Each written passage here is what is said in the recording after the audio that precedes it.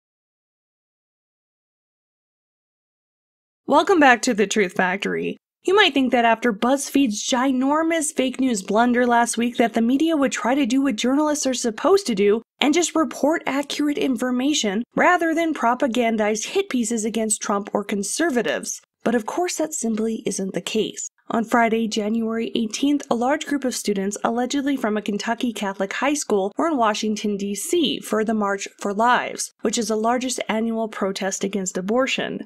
At the same time, the Indigenous Peoples March was taking place. Both groups had a permit for First Amendment demonstrations that day. This is where this now viral video was filmed, which started to quickly circulate through mainstream and social media, with headlines that claimed that kids in MAGA hats were taunting and harassing a Native American elder named Nathan Phillips. Now, if you only listen to Mr. Phillips' side of the story, it makes these kids look really bad, as according to him, he was just trying to defuse a tense situation between the boys and 5 black men by playing his drum. Then he claims that he was surrounded by the boys and was scared, as the kids were yelling, "Build the wall!"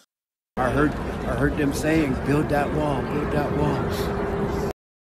Nathan Phillips told CNN, "I don't like the word hate.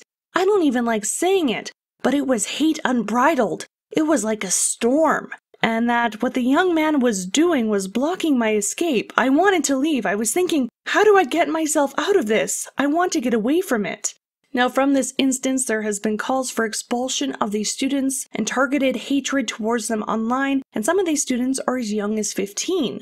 And this all looks pretty bad, but Nathan Phillips' side of events is not really accurate, and this can be easily proved when you watch a longer version of the video that the media is not showing. Here is what really happened. These high school students are waiting for the bus to go home when these black adult men, who I believe refer to themselves as Black Hebrews, are calling them a plethora of slurs like Donald Trump incest children and cavemen. Hey, do y'all understand who the real caveman is now? You understand who the real caveman is now? It's a Donald Trump incest children. These teenagers at this point are doing what boisterous high school boys do, and they start jumping up and down doing a school cheer. That's it. Who say the butter boys? Yo, who say the butter? At this point, Nathan Phillips and about half a dozen other Native Americans from the Indigenous Peoples March purposely walk up to the boys with a camera on and start drumming. Most of the boys have no clue what's going on or what they're supposed to do in this situation.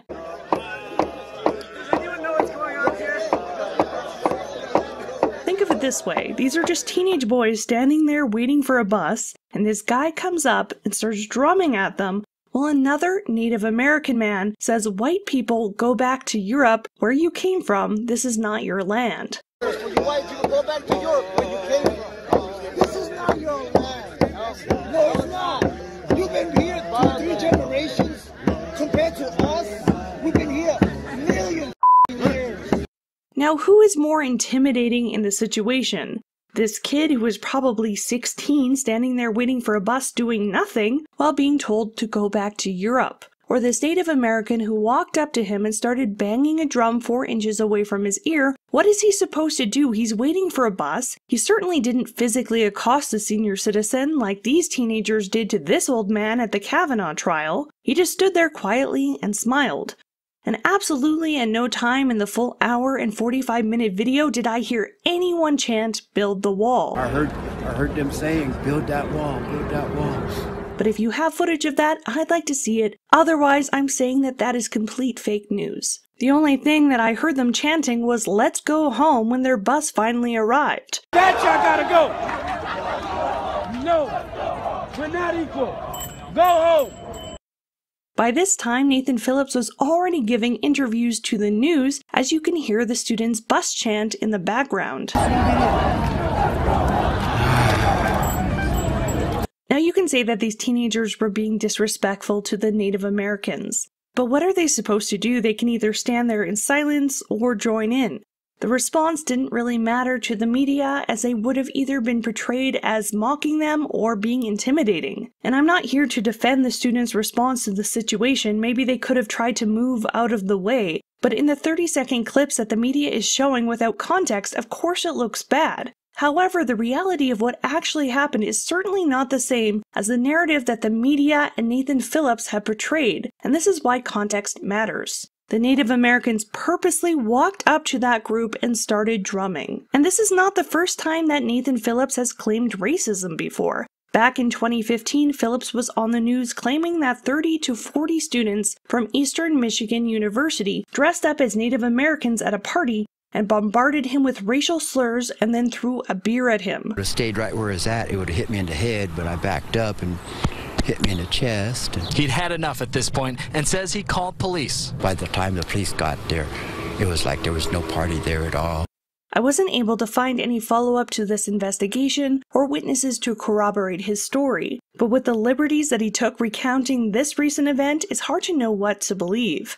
And as a side note, he's also been interviewed on the Dakota Access Pipeline projects, he's been a subject of a 2013 documentary, and he's even been in a Skrillex music video. He's obviously comfortable in front of a camera and has given many interviews, so maybe this is conspiratorial, but based on how everything actually happened and how quick Phillips was to be interviewed, it's not unreasonable to think that this confrontation could have been purposely provoked for media attention.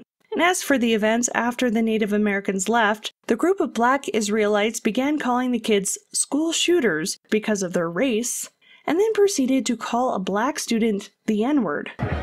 All of you got the school shooter haircut. Y'all about to shoot up in school right now. He's a cracker. All of you crackers. Oh, that wood. Yeah, that was. You ain't seen a movie? Yet these students are the ones being painted by the media as bigots, and they're being attacked and doxxed because I guess they're mostly white boys wearing MAGA hats? Of course, writing hit pieces about Black Hebrews using homophobic and racial slurs, or Native Americans telling a group of young white Trump supporters to go back to Europe doesn't fit the mainstream news narrative. But white kids in MAGA hats chanting "Build the Wall" at natives? That's front page material whether it's true or not. I had to make this video because these young boys were being attacked because the media didn't do their job and investigate the allegations properly, and that's not fair. But by providing context to the full story, people can make up their own minds about how they feel. When I was there and I was standing there and I seen that group of people in front of me and I seen the angry faces and all of that, I realized I had put myself in a really dangerous situation. Thank you so much for watching and subscribing, and for those who are supporting me. And if you don't like Patreon, I do have a new Subscribe Star account, links in the description. Thank you so much and have a great night. Meow!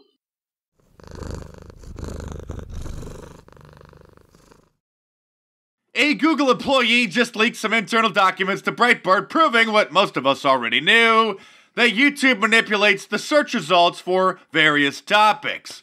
But what's particularly interesting about this is just last month, Google CEO Sundar Pichai claimed in his testimony before Congress that they don't manually intervene to manipulate the results. I'm the lawyer, but that is what they call in the legal profession perjury. According to the source, some of the topics that were manually manipulated were videos about abortion, Maxine Waters, and anti-gun activist David Hogg. And what a coincidence, just a few weeks ago, a writer for Slate complained that when she was looking up videos about abortion on YouTube, that some of the top search results were against abortion. She goes on to say, quote, I emailed YouTube Friday afternoon asking why anti-abortion videos saturated the search results for abortion, and if the platform thought accurate health-focused information had a place there. By Monday morning, the company had gotten back with me. The search results had changed to include a number of news outlets among the top results,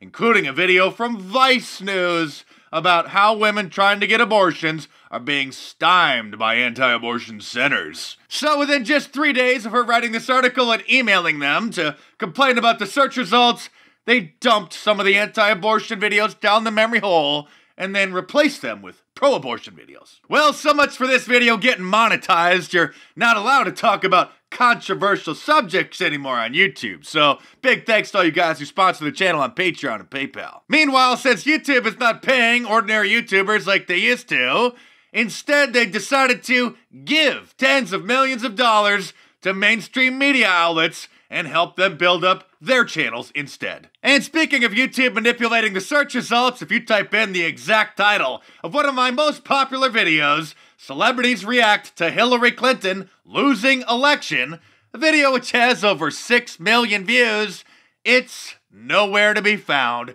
Instead, you get results from places like Entertainment Tonight for their video, 61,000 views, or Business Insider with 70,000 views, CNN with 67,000 views, Wall Street Journal, Inside Edition, CBS, ABC. My video has more views than all of these videos combined, but it's nowhere to be found. Oh where could my YouTube video be? How many pages have you buried it so people can't see? Let's try another one of my popular videos, which has almost 2 million views. Michelle Obama trashes Hillary Clinton. Oh, look, the top search result is from Hillary's YouTube channel. NBC News, ABC, Inside Edition. Where's my video? Wow, CBS News' video about Michelle Obama has 23,000 views. Definitely deserves to be ranked above mine. Maybe it's on page 2. Nope, don't see it there either. How about page 3? Nope, not there either. Oh, here it is on page 4. Buried under such popular videos like this one from KGUN Channel 9 with 750 views. Last year, YouTube openly admitted that they changed the algorithm to favor the search results so that mainstream media outlets, which they deemed authoritative sources, would show up as the top search results for most topics. All of this was just a crackdown on fake news, they said, when in reality, they're now promoting fake news. I sure miss the good old days when the search results on YouTube were organic, and the top search results were the most popular videos. Not even necessarily the most viewed videos, because the algorithm was actually pretty smart. It would take into consideration how long people watched a certain video. And if it had the most watch time, it would be one of the top search results to filter out clickbait, so that if somebody would click on a video and it was crap, and they clicked right off, then it wouldn't show up as an artificially inflated most viewed video in the results. YouTube, which used to be a platform for independent content creators like myself, now caters to mainstream celebrities like Will Smith, Ellen DeGeneres, and Stephen Colbert. Wired magazine admits that YouTube is ditching vloggers, and old school celebrities are back again. YouTube used to be all about young digital influencers who managed to threaten TV with their video blogs. Not anymore. It seems that YouTube is opting for traditional celebrities instead. In fact, the mainstream media is furious that so many conservatives have built sizable followings on YouTube that we're seeing more and more articles like this from Vanity Fair, saying that the right's dark web trolls are taking over YouTube. Trolls that once haunted the darkest corners of the internet are now hijacking platforms like YouTube to spread their messages. New York Times Magazine complained that for the new far right, YouTube has become the new talk radio. YouTube hates YouTubers so much now that They're not even sending some of them their silver or gold-plated buttons when they hit 100,000 or 1,000,000 subscribers. Not all creators who apply now will receive the awards. I've even noticed over the last year or so that some of the videos that I don't even submit for monetization because I know that they're not going to get approved, because sometimes I do talk about controversial issues and I don't want to create any waves and get on their radar, but YouTube still manually reviews them anyway. It appears that they're just fishing for problems or an excuse to take the videos down. When I started doing some research to see if other YouTubers were having their videos manually reviewed that they didn't submit for manual review, I did find that YouTube admitted that, oh, as a member of the YouTube Partnership Program, any of your videos may be manually reviewed by YouTube, even if you haven't requested a review yourself. And it's no mystery why, for the last 2 years or so, I just haven't been getting those big viral videos like I did during the first 10 years of making videos, when I would regularly get a viral hit with 3, 4, 5 million views or more. Now the videos just mysteriously get stuck at about 250,000 views. Which is very strange when you realize that I'm getting more subscribers every single day, but the view count just mysteriously stays the same. So if you're watching this, I'm glad you found me, and if you guys enjoy watching my videos, hope you sponsor my channel through Patreon or PayPal by clicking the links in the description below, or go to my online store, markdice.com, and get one of my awesome t-shirts, long sleeves, or hoodies. Your purchase helps keep this channel going, so thanks for your support, guys, because I have a feeling that this year, the censorship is only getting started.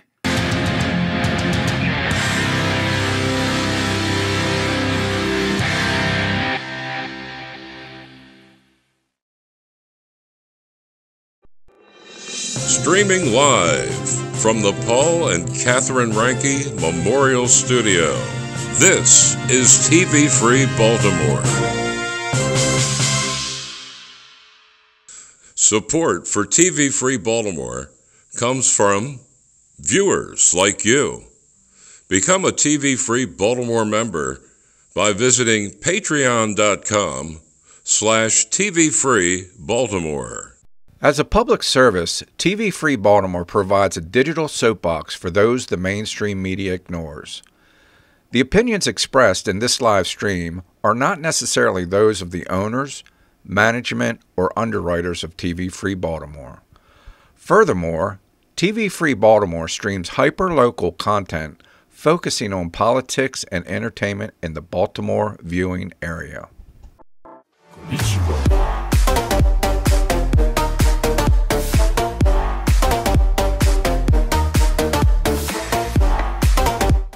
Welcome back. It's been a few weeks since we've had a live stream. Sorry about that, but we've had some bad weather. But we're back this week. And we're going to soon be doing, actually starting this week, I would think, we're going to be going all 4 weekends. So you'll see us every Saturday night. But it'll be a little shorter, 2-hour stream instead of 3-hour. But you're getting a few extra hours because we've got that extra week in there. And I want to tell you a little bit about the shows that will be seen in this stream. The first one to me was very exciting. It's a group of gentlemen who are now in their 70s, but they were the kings of Baltimore rock and roll in the early 60s. Anybody who remembers the Buddy Dean show, they finished 3rd place there, and from that, in that competition, they got a recording contract. And they went on to record several songs, one the most famous being Life is Too Short, and it went on to be in a couple of the John Waters films, Hairspray. It was also in Tin Men by Barry Levinson, and this group influenced the Beatles and a lot of other British rock groups. In fact, there's still fan clubs for the Lafayettes in Great Britain. And you'll see the story of these 4 gentlemen of the surviving members of this group. And that'll be first up. Second, we're going to have an author.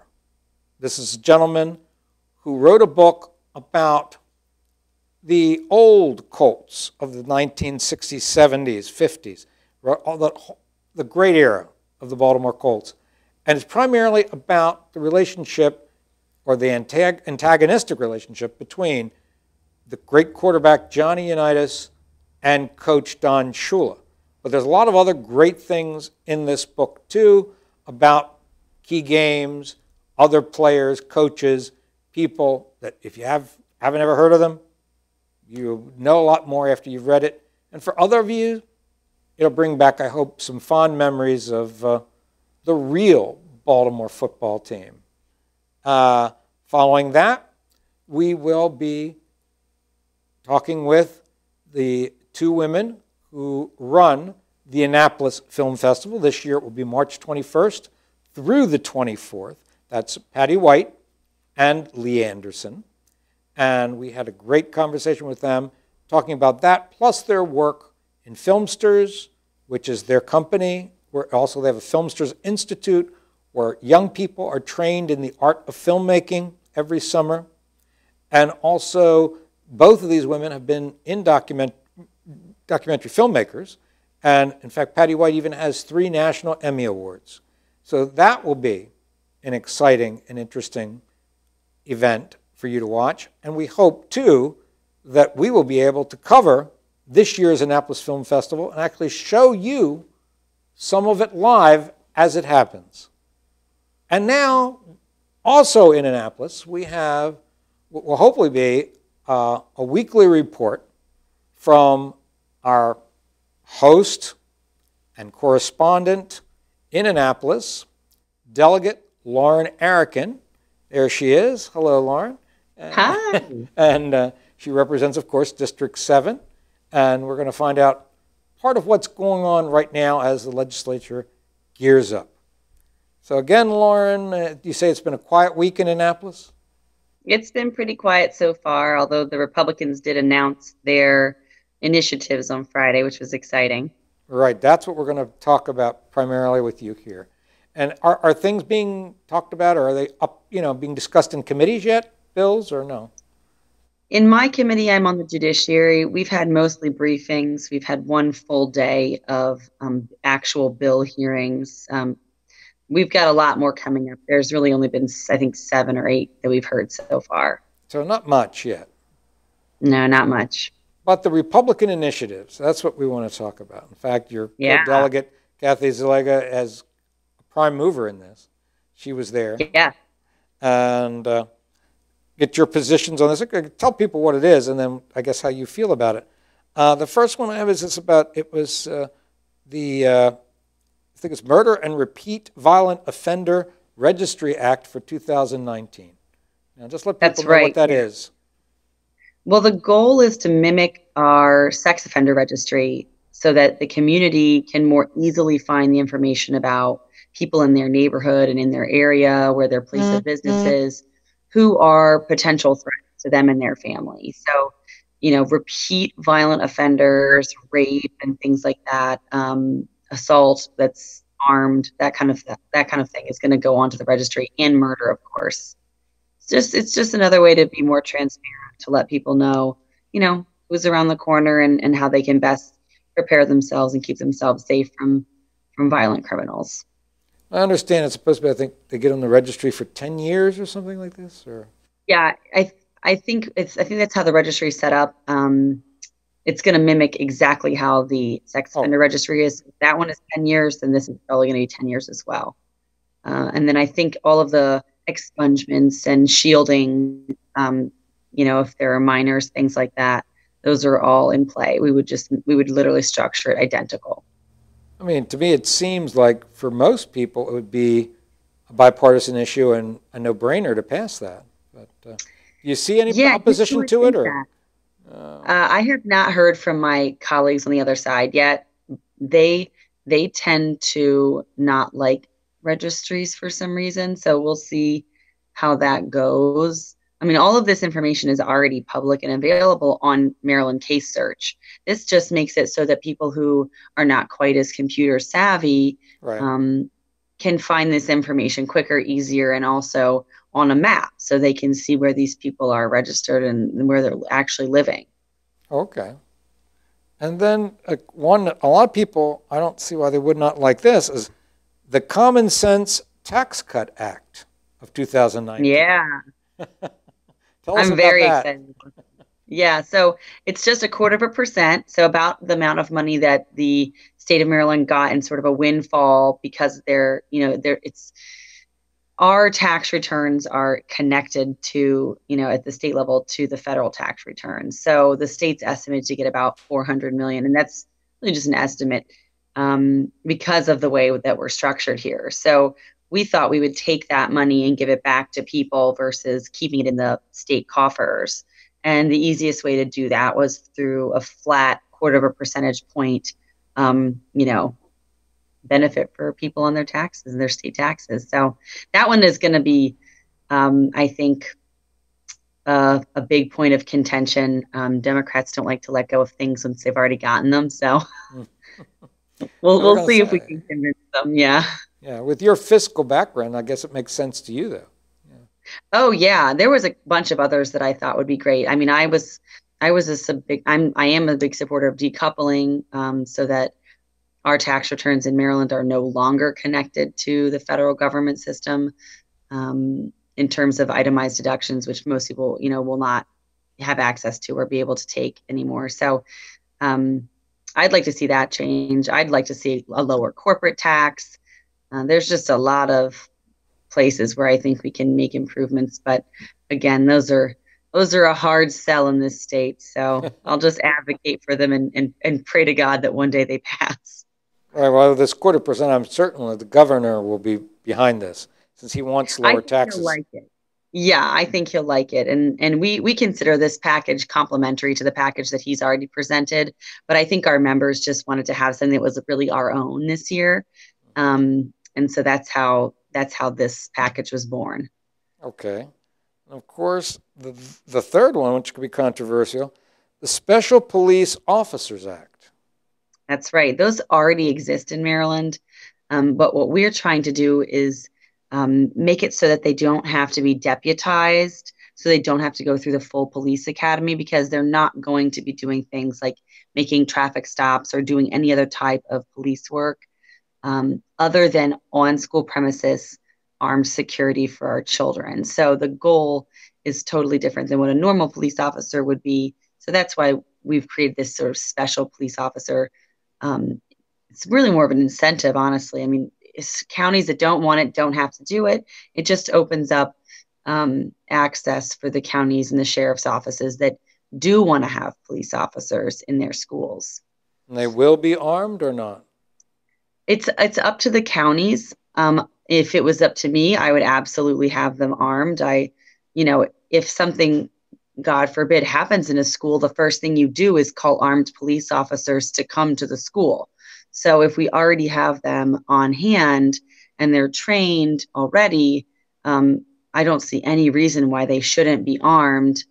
It just seems like a no-brainer to me to protect the kids. Well, I got to say, because I know that the Baltimore City Council just again voted down, again, having the city police, as school police, having guns. Yeah. Yeah, I saw that. They are in they live in a strange world down there. That it made me sad to think of that. And I feel like the kids are kind of sitting ducks, but they also do, I think, have magnetometers in all of their schools. So perhaps their risk assessment just turned out differently. Or, I would much prefer to have armed security in my children's school. I think it's kind of a no-brainer. Right. I don't understand why anybody wouldn't. Well, I understand. It's because with the city is a unique thing. Some ways you say, okay, isn't this the most violent jurisdiction in the state of Maryland? And they don't want the special police to carry guns? Okay. That's right. Like, huh? Yeah, it's odd. I mean, they have a strange relationship with police in that city. And, there's another battle that's waging over JHU asking to have their own private police force, like many other university hospitals have. So we're going to hear that bill, I think, next week in my committee. But the community just is up in arms about the thought of having more police officers, which I can't understand, because most of the crime is not committed by the police officers. Most of the crime is being committed by gang members. So. I was going to say, with the JHU thing, I thought just came out that Michael Bloomberg, was he in Annapolis? Did you see him? I know he was around. Oh, he's pushing this thing, Michael Bloomberg, isn't he? Wow, he wants police officers, huh? I think so, yeah. Interesting. I'll have to look that up. I had not heard. I think I've got that right. Check it out. Yeah, I will. So don't quote me on that one, but I saw something on the news.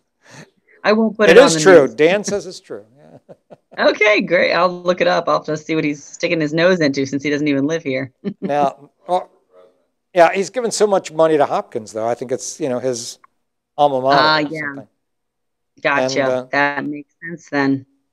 The one that's most interesting to me is the last one, the One Person, One Vote Act. Yes. Yeah.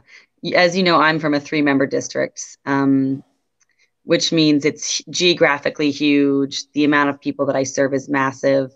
And I think that as Republicans, especially, a lot of voices have been silenced because we do not have nearly as many 3-member districts like that as the other party has. So it's just another way for them to gerrymander. And it's really unfair. I mean, when my voters go into the booth, they get to pick 3 people or 2 people or 1 person based off of how they feel.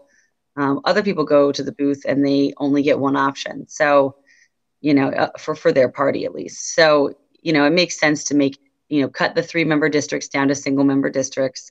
Then you're servicing a smaller geographic area. You're more likely to actually get the chance to get to know all the people that live near you. It just makes more sense for normal representation, for a healthy representation of the areas.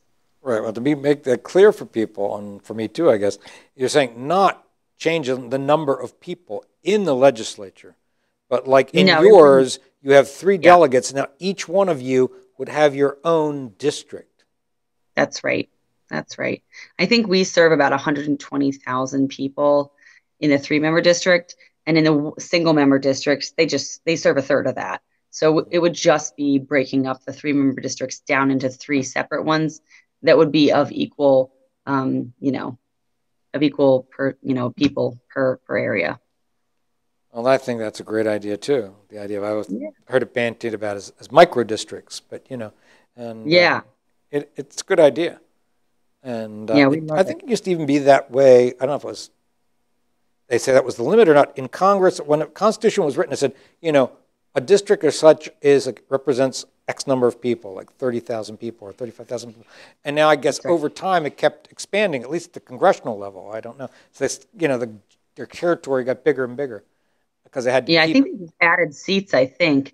I think it's still limited to a number of people because it's in our Constitution, I believe, for the House of Representatives. But they just keep adding. I mean, that's the whole fiasco with illegal immigration is that if they label a city a sanctuary city, people who are in the country illegally are more likely to go there. When they go there, they're counted in the census every 10 years, and the Democrats are able to get another seat because of that. So, well, there's a whole fight over that now. Isn't it about something about the 2020 census and, I don't know, is it not counting certain immigrants or something? Or, it's going to be a court case to the Supreme Court maybe? But, I don't think that we should count people who are living here illegally in our census. I'm not sure. I mean, they can be tabulated in terms of just to know how many there are. I'm not sure they would admit either way.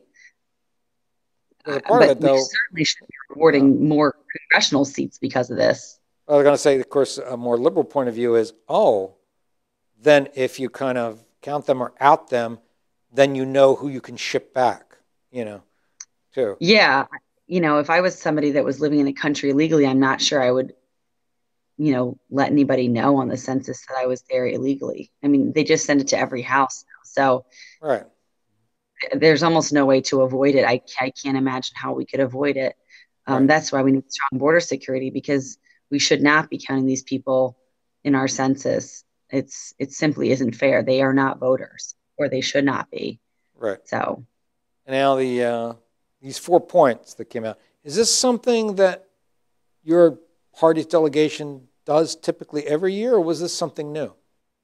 Well, this was new since the last 4 years. I think under O'Malley, they did this every session. Mm-hmm. And then once we had a Republican governor again, we sort of got on board with with Governor Hogan's initiatives, and we just focused on those completely. And since he's won his reelection and we no longer have to focus on getting him reelected, we're able to say, okay, there are some issues that we as the legislature are, want to address. And that's sort of how this package came forth. It was issues that Hogan was interested in but didn't include in his package. And so we discussed it as a group and as a caucus, and we decided to go ahead with our own package as well.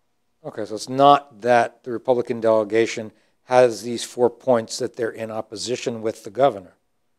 No, I think these are all complementary to the governor. I mean, I haven't talked to him personally about this, but all of these initiatives seem like things that he would support. They just weren't included in his regular package because he had a lot of stuff.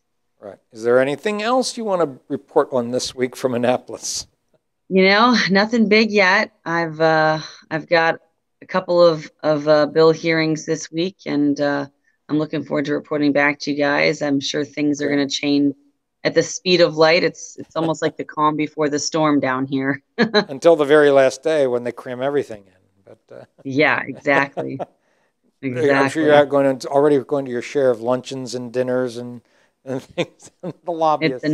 I actually brought my daughter with me on Thursday. It was, I called it Take Your Daughter to Work Day, and she sat up in the gallery and sat in my Judd hearing, and she's almost 12, so that was a fun day for us. But yeah, she was like, this is not that exciting except for all the snacks that you guys get. And I'm sure a lot of legislators feel the same. There's a lot of boring stuff there. Yeah. To her defense, it was the Department of Juvenile Services briefing that she was sitting in. So it was like, a 2-hour briefing on, child criminals and how we handle them. So it was a lot for a 12-year-old, I guess. So. Now, are you having bills as your late night reading? I do. I've read every bill submitted to my committee so far. And I just keep going. The weekend is the easiest time for me to do that. So that's what I'll be doing tomorrow, probably, catching up. Do you think that other members of your committee are as faithful readers as you are? I believe that the Republicans are, because one of my colleagues caught something that I had not realized in a bill that I had co-sponsored, and then I now have to remove my name from it because I realized it's going to conflict with the Constitution if it passes. So thank goodness that a bunch of us are reading these so that we can sort of mull through them in our minds. And he caught something, and I think he's right. It's going to be a problem. So off my name goes. I already messaged my legislative aide. I said, Monday, pull my name off that bill. Oh, boy. And we won't get into that today, what the bill was or why you took your name off. But yeah, I'll tell you about it at the end of this week. Okay. Well, we want to thank you for checking in with us, and we will look forward to your reports next week. And we also, in the future, want you to bring guests in, even if you bring them to the studio or we Skype them in from there. I don't know. It'd be nice to see some of the. Kathy ought to be a good one to have. And I'll have to get her on here. I bet she'd love it. Maybe one day we can get Larry. Who knows? Yeah, why not? Yeah, why not?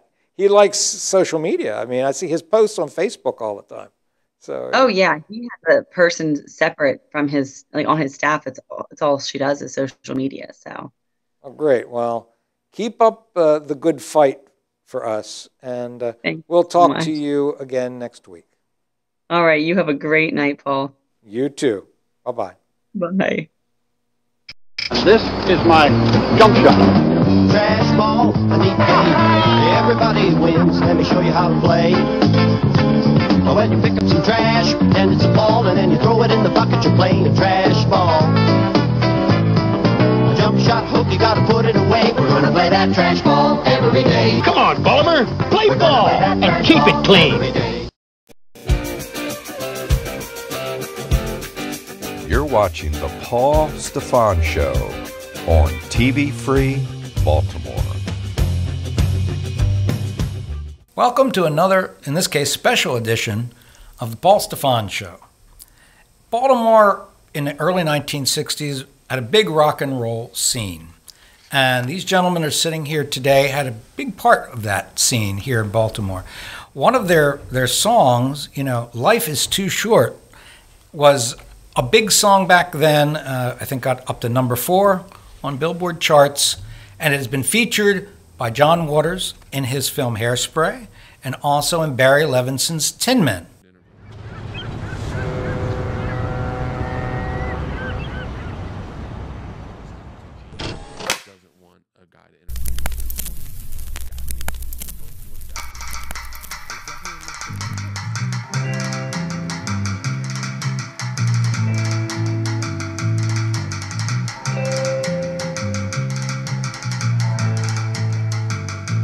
Well, life's too short and you're too sweet.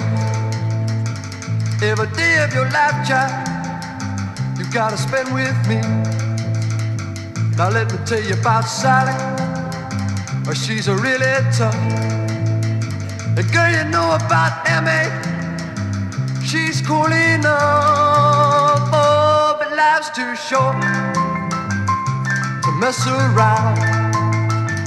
Don't you give me no stuff, child, and don't you put me down. No, no, no, no, no, no, no, no. I keep a telling you, I keep a telling you, I keep a telling you.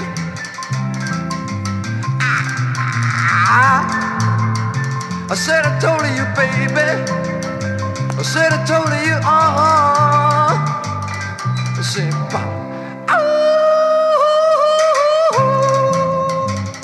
and you're too wild to pass me by, baby, with just a kiss and a smile. We gotta up and get married before my hair turns gray. I need you for real, baby. I've had my time to play. Now come on,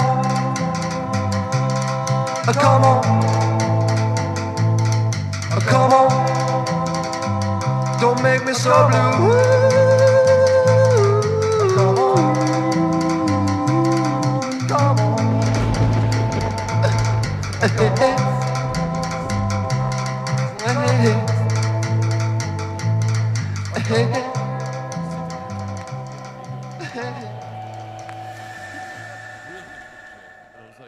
How did you land a contract with a major label? I know a lot of you in a lot of Baltimore groups, they had local record labels and regional record labels, and you get RCA, which is probably one of the bigger names. We can tell that story better than anyone else. Give us that story. We played in Buddy Dean's Battle of the Bands. Right. And one of the judges was Tommy Chianti, of all names, from Leeds Music Corporation, which was the biggest music publisher in the world at the time. Okay. And we made the choice that we were going to do nothing but original songs. Right. Now, this kills your chances of winning the contest because your songs can't be as good as the #1 hits. Right. And even if it was, a lot of times the first time you hear your favorite song, you don't like it yet. It takes a while. So, but we decided we wanted to get to Tommy Chianti. And so we ended up actually coming in third, didn't we? I think we came in third. I think we might have been second. The Really? #1 was from Havre de Grace. And I forget the name, but we were in second or third. Whatever, we did better than we thought. But the main thing was, Tommy Chianti said, bring your songs up to New York and present them to us. So we would record at Recordings Incorporated on these wax discs. You know, it was like an aluminum disc covered with wax. How they did it is, I don't understand. But we'd take them up. We'd maybe do 3 original songs. We'd get on the Greyhound bus or the Trailways. We'd go up to New York. We'd walk into Leeds Music Corporation, and this old guy would come out, and it was this huge room that was all open with desks all around. And in the middle was this glass booth, like the size of a phone booth. And we'd give the guy the demos. He'd go into the booth. He'd close the door. He'd put it down, and we'd watch him listening to it. We couldn't hear anything. And he'd go like this. Uh-oh. There we go. So then he puts the next one on. And he goes like this. And he puts the next one on. And he goes, he gives them back. Says, sorry, it's not what we're looking for, whatever. Uh-oh. We get back on the bus, go back to Baltimore. We record 3 more original songs. Phil and I are writing songs. And we come back up. We play them. And so I think it was maybe the 3rd time we went up. We hand him the demos. He goes in. All of a sudden, he's going like this. And if you can imagine, you can't hear anything. Yes. But just watching that head constantly go like this, and all of a sudden, it's going like this. So he comes out and he says, I'm going to go talk to High Grill, another Tommy Chianti and High Grill. But anyway, he went in. He was the head guy. He said, we like it. We're going to do it. He said, we'll get you a recording company, Jubilee Records. We'll do it. So we went out and celebrated. We were actually of drinking age in New York at that time, but not in Baltimore. Okay. So we celebrated legally. Okay. And the next morning, I got a phone call in my room at the Hotel New Yorker, which, by the way, at the student rate was $8 a night. Wow. Can you imagine? And New York City, too. New York City, $8 a night. beer for that. It's called the stud rate, which we didn't tell anybody it meant student. Okay. And I got a phone call, at heaven knows what time in the morning. Hello. Couldn't even talk. And it was a guy from RCA. Oh. Johnny Rossica, who was married to a relative of my girlfriend, M.A., whose name is in the record. Right. And she said, they're going to be in New York with this fabulous song, and you got to hear it, and blah, blah, blah. So he called up and said, can you get the demo to my secretary on the Lower East Side? So we said, sure. So we got up, took the demo down there, and we're pushing the buzzer, and the thing's buzzing, and we can't turn the knob. We couldn't open the door. Finally, she said, on a speaker, of course, she says, just pull it open. Whoop, comes right open. So we go in. We're going up this giant staircase in this huge building. All of a sudden we hear, hello? We look up. Oh, hi. We're looking right up her bathrobe. Oh, wow. And she wasn't bad to look at, I And this tell was an you. office. No. So anyway, so we left her the demos, came back home, Oh, okay. and about a week later, or I'm not sure exactly what time, Phil was at my house. Yeah. We were on our way to Smetana's, our favorite delicatessen, where we always went. And my mother comes out and says, Lee, you have a phone call from New York.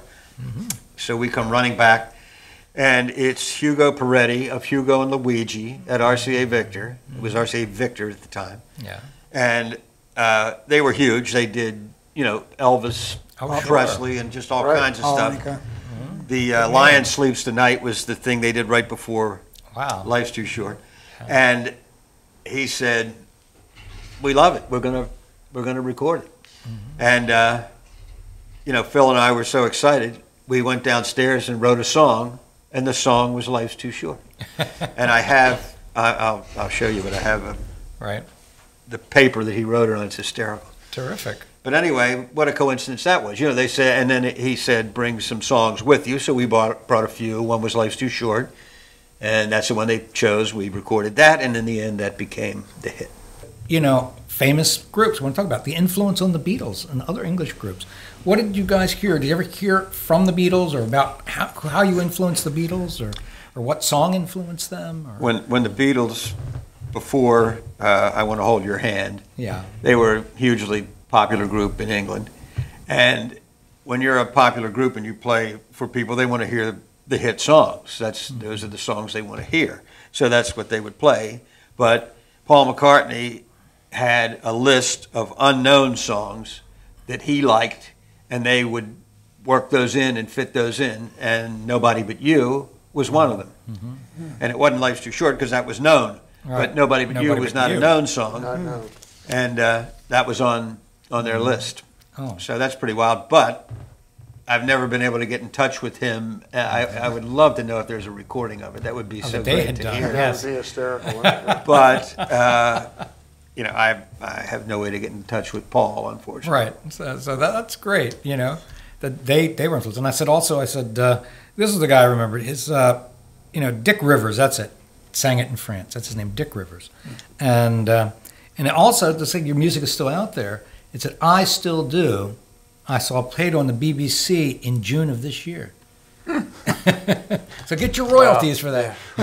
Well, that's least. Our lives would have been different if we had a decent publicist, right? I mean, we could have been right up there. Yeah, I mean, if you were, even broke nationally, I mean, with this following over there, it even happens today that some American groups are more popular in Europe than they are here. And so what do? They tour in Europe. They don't tour in the United States, but they tour in Europe.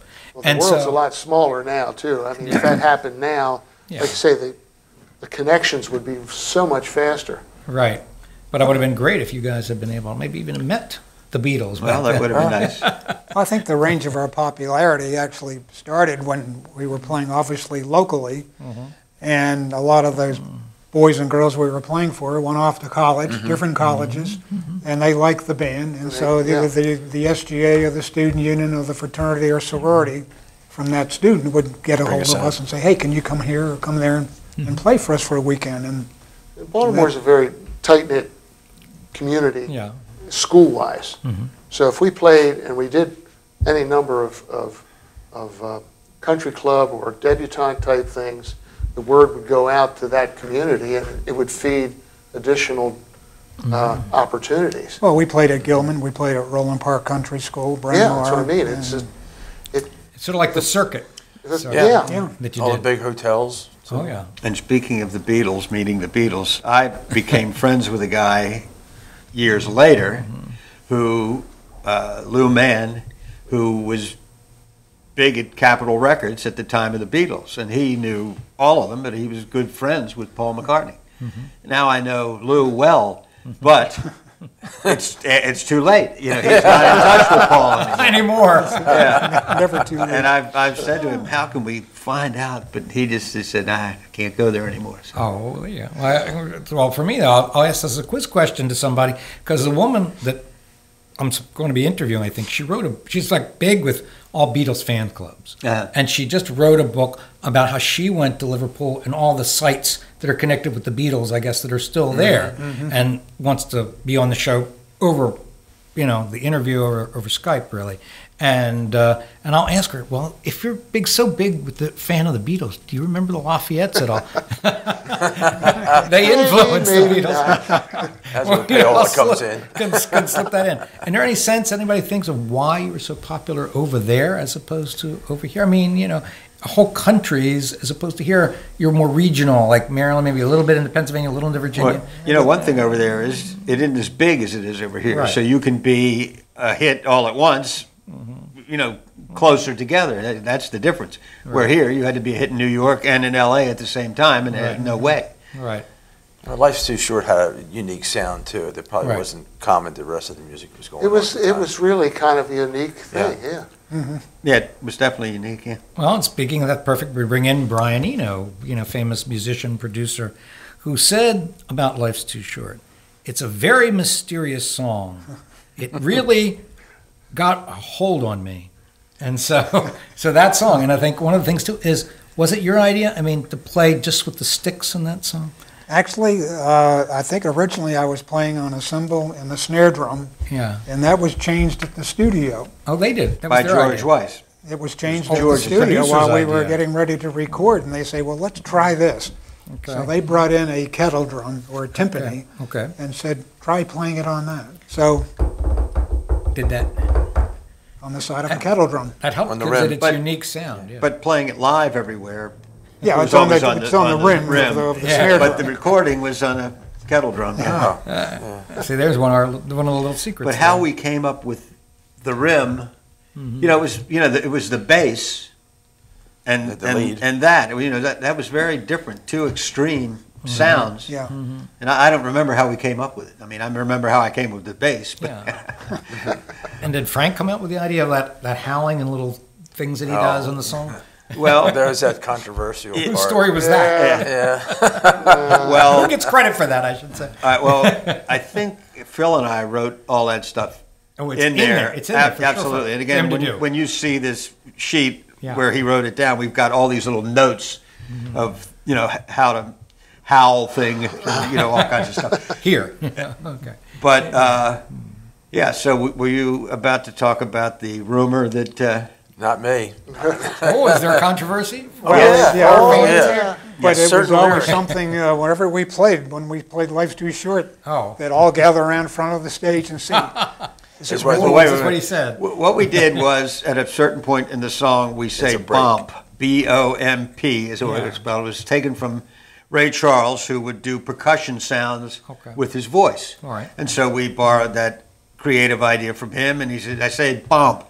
And then hoo in a high voice that I can't do, and thank goodness people thought it was the F word. It's the F-bomb. And why I have no idea. Yeah. Well, but it wasn't censored on air, so you got that everybody would wait for never would have happened. Everybody waited for But that. we played at dances, at CYOs, at church things, and the all the audience. kids would scream that when it got to that, and all the chaperones, because they couldn't had no understand idea. what They they didn't were know what was saying. going on. They couldn't imagine it was that. Right. But of course we knew, and it was like unbelievable. Yeah. And it happened every time, and every place we played. And then most of the songs were written by you and Phil Hughes. And Phil, right. Right. But Frank and I wrote Nobody But You, which got us the RCA contract. There you But then all the rest were Phil and I. Well, yeah. Frank and I might have written 3 or something, where Phil and I wrote 1,000. No, I don't know, but a lot. Not all recorded, obviously. No. And I see them now. All they are the words. A couple of them have music with it, but most of them are just the words. And I can't remember how they went. But were you one of those duos? I mean, did one do the words, one do the music, or what? No, we kind of both did lyrics both did it. and music. But again, the funny thing is, on Life's Too Short, I'm playing the guitar. Yeah. And so he's writing down the words, and his handwriting, you can barely read it. And it was in a red pencil, because that's what we found. Because whoever knows it's going to be anything. We're just down in my basement. Unreal. Now, for you guys too, of those songs you played, do you have personal favorites? What? Of the songs? Our Or your songs. Lafayette originals. That's what I'm talking about. Has to be Life's Too Short. Life's Too No, Short. Yeah, without question. It's everybody's favorite. Really. Yeah. But then again, music-wise, Caravan of Lonely Men was a very good. That was I a like that one. sophisticated Very song. musical You had a rhythm in that was very Yeah, the original sophisticated. It was different from some of the other stuff. Yeah, you it was guys very played. different. And that was George because Weiss. it wasn't one who of our wrote that. songs. Yeah, but that was a good You didn't song. write it. No. George Weiss's song. I don't think that got the credit. Probably, it was a good song. It was different again. It was like Life's Too Short. It was And of course, different. that came out in the fall of 1962, and it did really well in Salisbury, Maryland, for some reason. Well, they sent us a bunch of demos. I have 3 or 4 of them at home, of like mashed potatoes, or I forget what they're, and that's the one we picked that we liked of what they said. Now, it was in that era then, was it always Frank on the vocals? Or did sometimes other guys sing lead? It was Frank in the recording days. Okay. Then Tom Carson joined so that we would have harmony going on. And then when they all left, we ended up with Sonny Rossback was his name. If you have a, 3 of us if you would have a sing local background. band playing we'd that sing many background. years, you're going to have people coming and going for Right, of course. any number of reasons. Right. Well, exactly. the Army was a Yeah. big reason. The The draft. Army was Yeah. a big The reason. draft. Yeah, the The draft. Navy. Right, Mike? Right, that's what got I was me. going to ask, Yeah. as far as, not just the change in personnel, but why did the band break up eventually? I mean, we didn't get that on camera, but All right, well, Well, I think- I left because of my kids, and it was too much. Yeah, I left. And also, we were married older. Kids. yeah. Yeah, when we were older. And Yeah, I it sort of gave you dies the the story natural. about Right, yeah. at the very end when we Right, played exactly, the. and you? And I had to go in the service, and when Oh, I there got you out, went in the Yeah, service. it's that. and then you know, when I got out, the Lafayettes weren't around anymore, so I Yeah. started playing with other groups. Because I wondered if it was partially all the era, because we're talking about maybe the cutoff was around 70, right now music was changing, you were going to more harder rock and acid rock and things they talked about. The kind of sound that you guys had was not as trendy, as far as being super popular, even though R&B's always been around, so. Yeah, I don't. That's I- probably true, but I don't think. I think it just died Because it natural. was lifestyle that you guys were Just all a natural. older Again, and because we were getting into your careers had other and stuff jobs, like we that. had families. I think age was the main thing. You get to a certain point, you just can't do that. Right. Unless it's your job, and Yeah. it wasn't our jobs. Right. And how did at least the 4 of you all end up? What did you do for a living?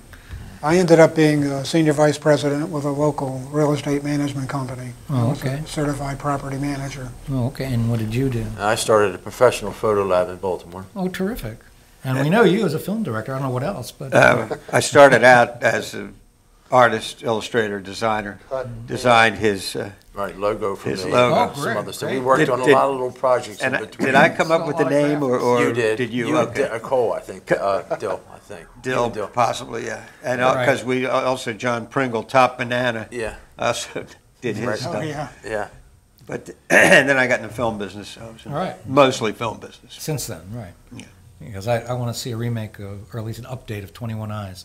Well, now it's called. Well, you should, because that should be a hit movie. I mean, I know. It's so unique. There's no movie like it. No. And now it's called "Do You See What I See?" Right. And I have a new cut of it. I got to get it to you. That's terrific. It's so much better, because the first cut Yeah.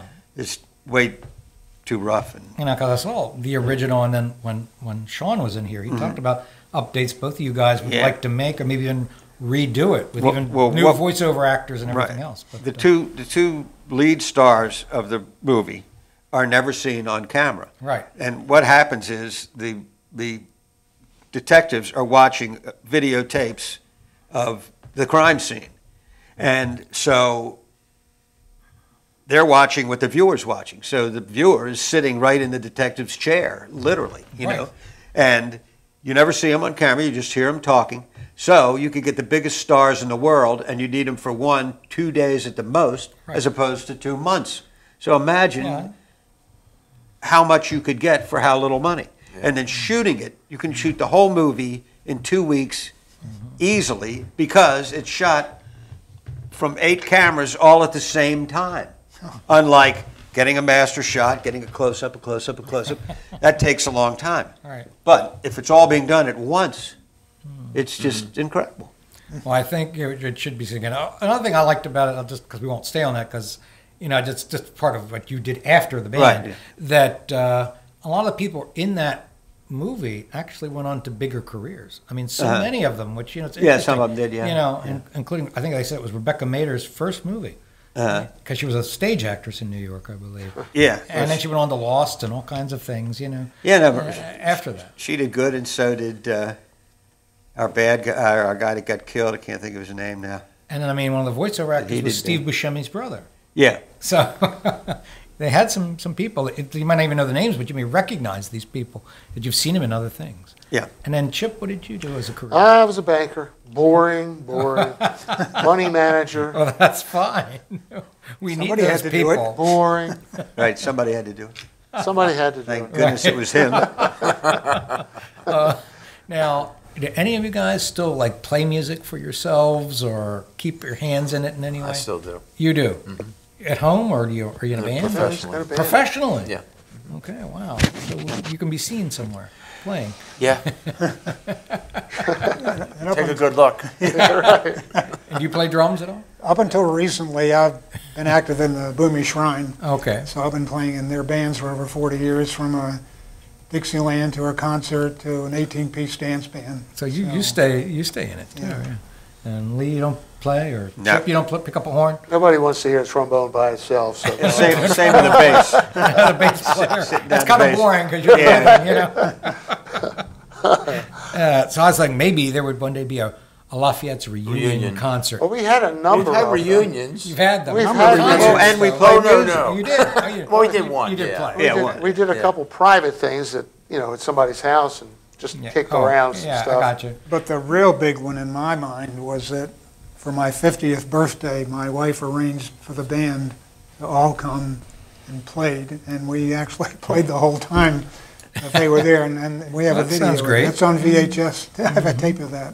And then the other thing I found is something I wasn't even really aware of. I guess you guys must have to know about it. It's the Maryland Entertainment Hall of Fame. Yeah. Yes. And you were inducted in 2017. Yeah. The Lafayetts are there. Yep. With people like Ronnie Dove and the That's right. Admirals and other groups like that. That's Well, right. most of the groups I think that have been inducted into the Maryland Entertainment Hall of Fame were mostly club bands, if I'm not mistaken. Yeah. I think so. We weren't actually a club band, but No. But so you have that honor. they finally recognized that the band was together long enough and had a great career as a band, and it was time for them to go in. Yeah, and we impacted the community. I mean, we were a big And the nice deal thing in the about it Baltimore. was there was another band who came in the same time as we. It was the Majestics, and Mike was a member of the Majestics for many, many years. You got double duty, right? You got 2 certificates, right, Mike? It was a twofer. I'm sitting here talking to 4 Hall of Famers. See, that's way to look at it. Yeah, and pretty much. And that's great. Now, I know you must have influenced them when they were kids, because I mentioned at the top of the show, John Waters, Barry Levinson puts Life Too Short in their soundtracks. Did any of you ever have any contact with John or Barry? Oh, yeah, I knew John from the film business, and Barry's my brother-in-law. Oh, he is. Barry's wife worked for me in the hair, makeup, wardrobe department for years, freelance. Everybody that worked for me in the film worked freelance. Sure, of course, an independent film. And she worked for me forever. And then when Barry came to town to do Diner, she worked for him. Yeah. And that was it. They went on and got married. Okay. And then when I got divorced from my first wife, M.A., from Life's Too Short, Diana said, you got to meet my sister. And now I'm married to her sister. So Barry's my brother-in-law. He has a house 3 doors down from me in Annapolis. And pretty wild. No, that's amazing. The connections you can make in this business. Right? Yeah, yeah. So there you go. I mean, a couple of you found your wives that way.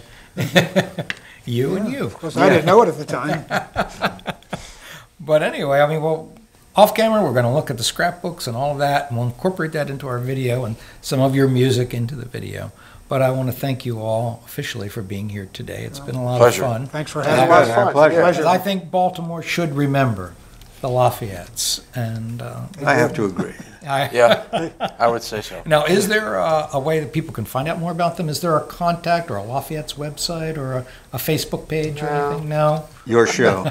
This is it. So, folks, you can find out about them through us. Jim, another thing, the Towson High School Alumni Association, of which I'm a member, my son is a member, they just totally upgraded their website. Okay. And I haven't looked at it yet, but it's featuring the Lafayettes and terrific. What do the Lafayettes have in common with John Waters and so forth. So, terrific. So yeah, I saw that. It was very nicely done. And I got a little confused because there was another group, I think it's more recent, or just came out, and they call themselves Lafayette's too, but it's a different group. It's got some girl singers and all this, Never heard of them. Yeah, you ought to get them for name infringement or something. Exactly. There's still a way to make money off of it. Yeah, good. Oh, yeah. There you go. They still are. Well, again, great. Thank you. Well, thanks for having us. Sure. Thank you very much. So, folks, that's the end of another entertaining show. We went down memory lane here in Baltimore music scene, but this is a group that should be remembered. Get on YouTube, listen to their music. If there's any way you can still buy it, get out there and buy it. Because these guys, of course, even some of our famous film directors, they were great in their day, and that music is still great today. So again, thank you, and we'll see you next time, and good night. You're watching The Paul Stefan Show on TV Free Baltimore. This is Sam with Restore Computer Repair in Baltimore, Maryland. If you're having any computer problems whatsoever with your Mac or PC, desktop or laptop, we can fix it at a guaranteed lowest price.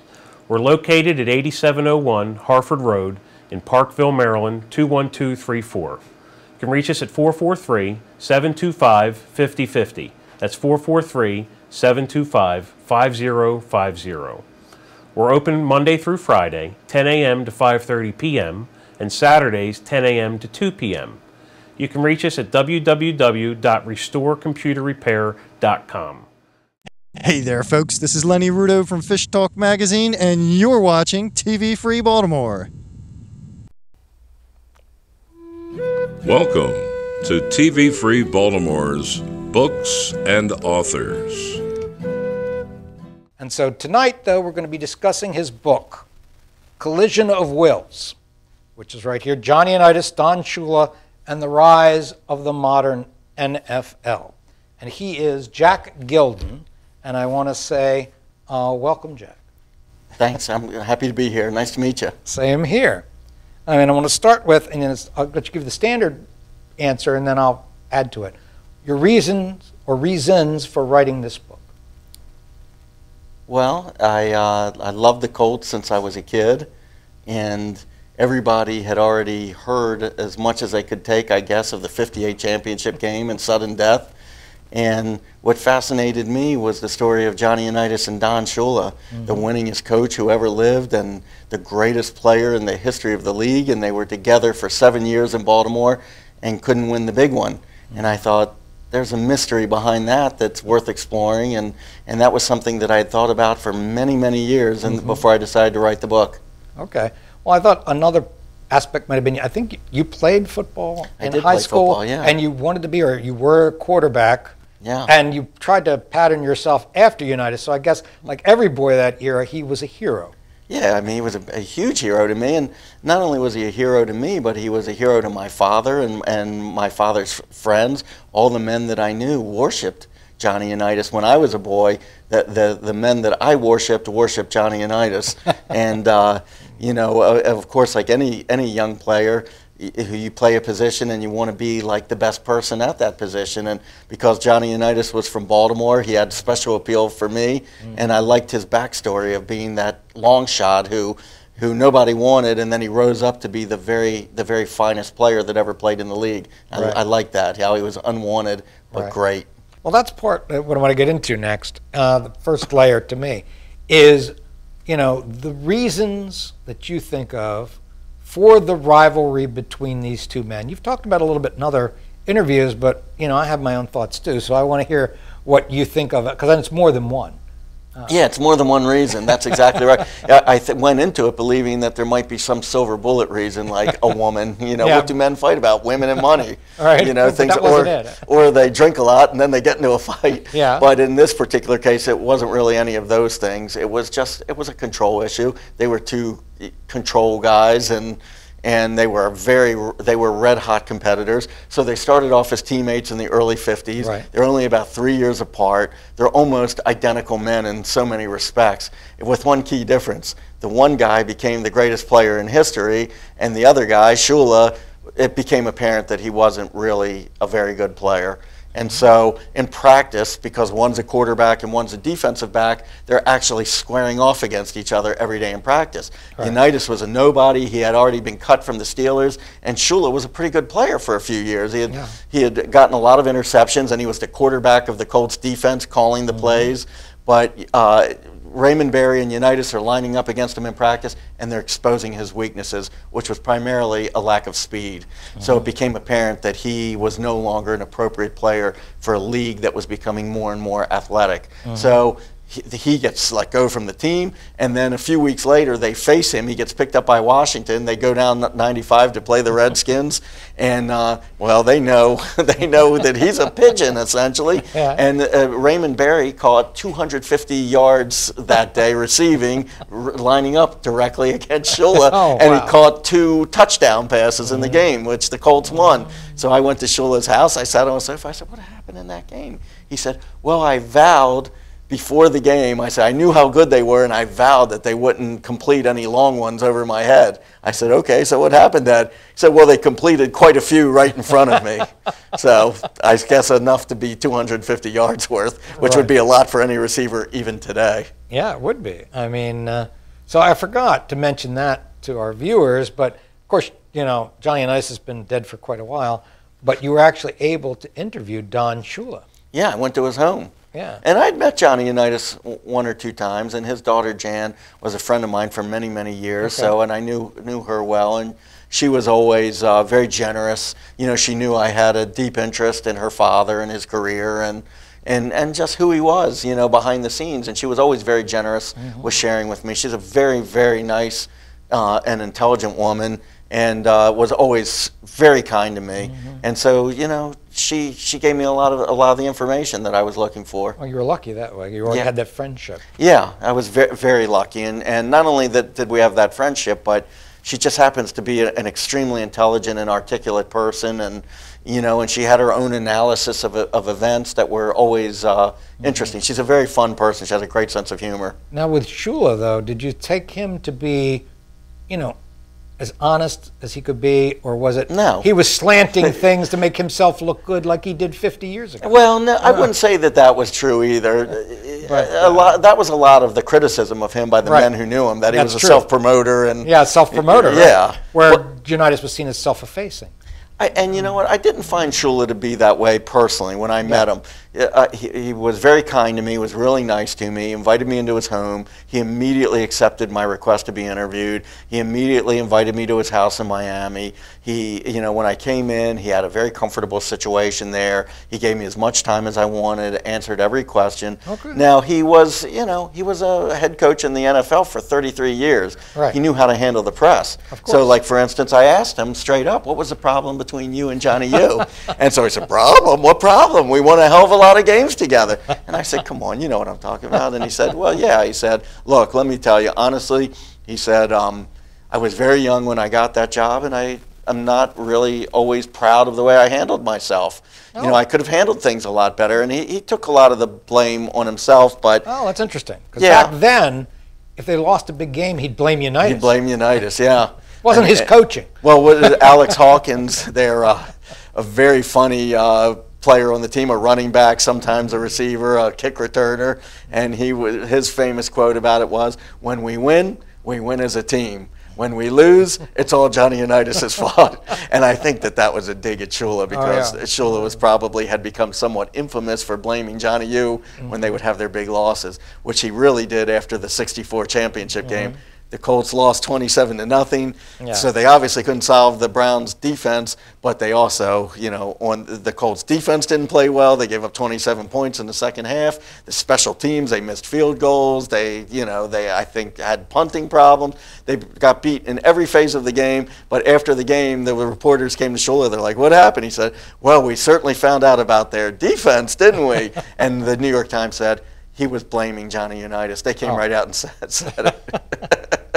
Well, there you go. I think part of it, and it came to me too, is say, here's the two guys that played. This was a guy who was already a star, you know, he became a star, and by the time he took off coaching, he was a star, but he was a rookie coach. I felt that he had to prove himself, I think maybe to himself saying, prove himself to Unitas, but also he definitely had to prove himself to Carroll Rosenblum.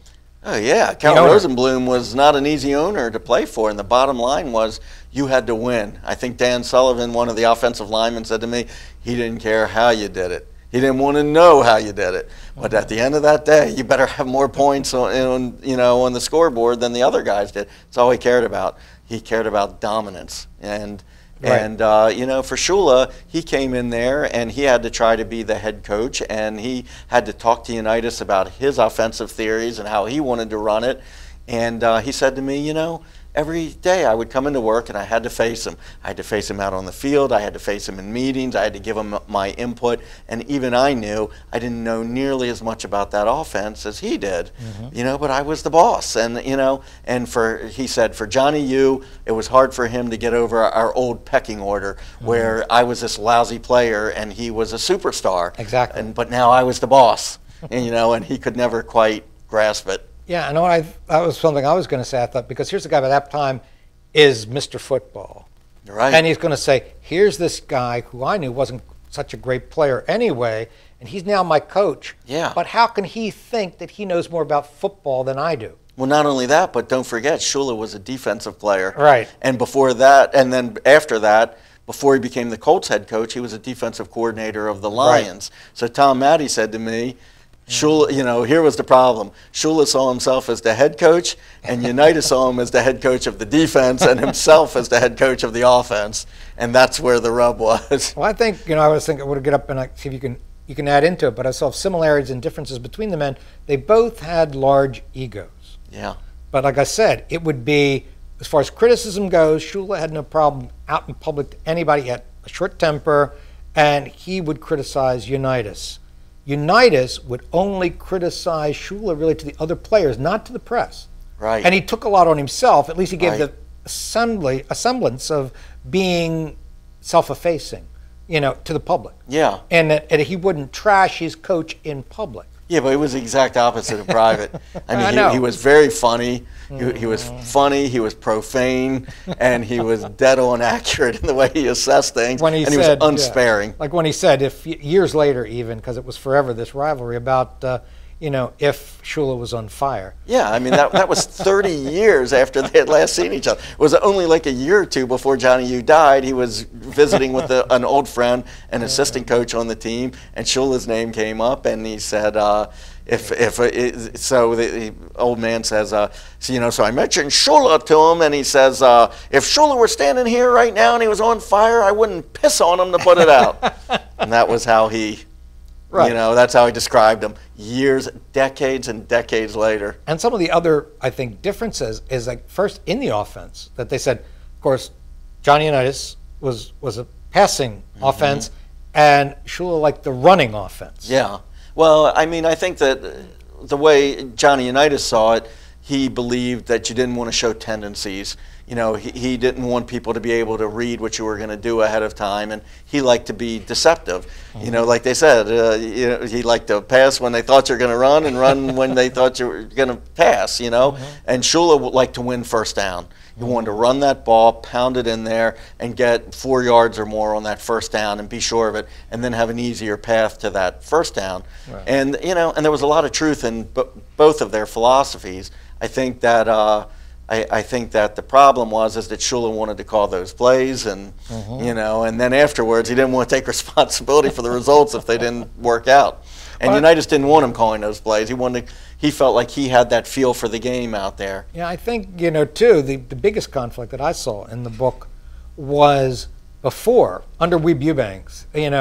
That Unitas was allowed to call all the plays. Yeah. Shula comes in and he says, I'm calling the plays. I think it was Matty or somebody. He'd have Matty come in with the plays. Yeah. And he says, how come Unitas is never calling what I call? Yeah, well, this is what he said. This is what Matty told me. He said, Shula would say to me, go in there, tell John we want to run red right, blah, blah, blah, blah, blah, blah, blah, blah. So, okay, coach. So he would run into the huddle and he'd say, Shoes wants you to run red right, blah, blah, blah, blah. And he said, Unitas would just look at me, he'd stare at me, he'd say, yeah, we're not going to run that play. So he would call whatever he wanted. Then I would run off the field, and Shula's, his head is popping off his neck, and he says, what play? John didn't want to run that one, coach. What can I say? Well, wasn't that a problem in that the players complained that for the plays, Shula would have like these really long names for the plays? Yeah, I mean, that was one thing that had changed from Eubank to Shula, even though they were using basically Eubank's playbook. But for some reason, and I never quite figured this out, the nomenclature had changed dramatically from Eubank to Shula, and I think also, too, the size of the playbook grew enormously. So I think that some of the old guard players like Unitas and Barry loved Shula. He didn't want to say one negative word against him, but I do think that they felt that he made the game too complex. And what Barry said is that Eubank was a master of simplicity. And you hear about Vince Lombardi being a simple coach. Right. They ran and ran and ran, and they didn't disguise what they did. Well, Eubank wasn't quite like that, but somehow he made his game plan simple. And part of his genius as a coach, Eubank's genius as a coach, was that he prepared his players to play their own game. I think he took pride in the fact that he taught Johnny Unitas how to call his own plays. And then it was Johnny Unitas' game. Charlie Winter, the assistant coach, said we would go over with him what we felt was appropriate in situations during the week, but then on Sunday it was really up to him to call what he thought was right. He knew what we felt was the these are the 5 plays we would call on 3rd and long, and these are the 5 we'd call on 3rd and short, whatever. But on Sunday, he had that repertoire there for him, but it was up to him to choose what he wanted. Well, that was one of the things I was most impressed by, and I want to get a little bit of that in here, is about Eubanks. First, the relationship, we can compare and contrast, the relationship between Eubanks and Unitas, and the relationship between Unitas and Shula. Talk about the relationship between Eubanks and Unitas. I mean, Eubank was a father figure to Johnny U, and Johnny U's own father died when he was about 5 years old, and then he kind of, he went to Louisville and he played for a coach who appreciated him there, and a pretty good coach. It was a poor program, and but really he tried to go to Notre Dame. He had all these dreams of going to big-time college football, and they never panned out. And then after playing pretty well at Louisville, I think he was injured in his senior season, and there wasn't a lot of interest in him. The Steelers took him in like the 8th round or something like that. And, you know, so a lot of coaches passed him by, and his own father died when he was young, and Eubank did not pass him by. Eubank not only picked him up, but he really believed in him. And he you know, felt familial with him. And in fact, Eubank would go to church with him once in a while, even though he was Protestant and Johnny U was Catholic. And one day they're walking out of church together with Charlie Winter, and Johnny U stopped, and he put his arm on Eubank, and he said, "I love you."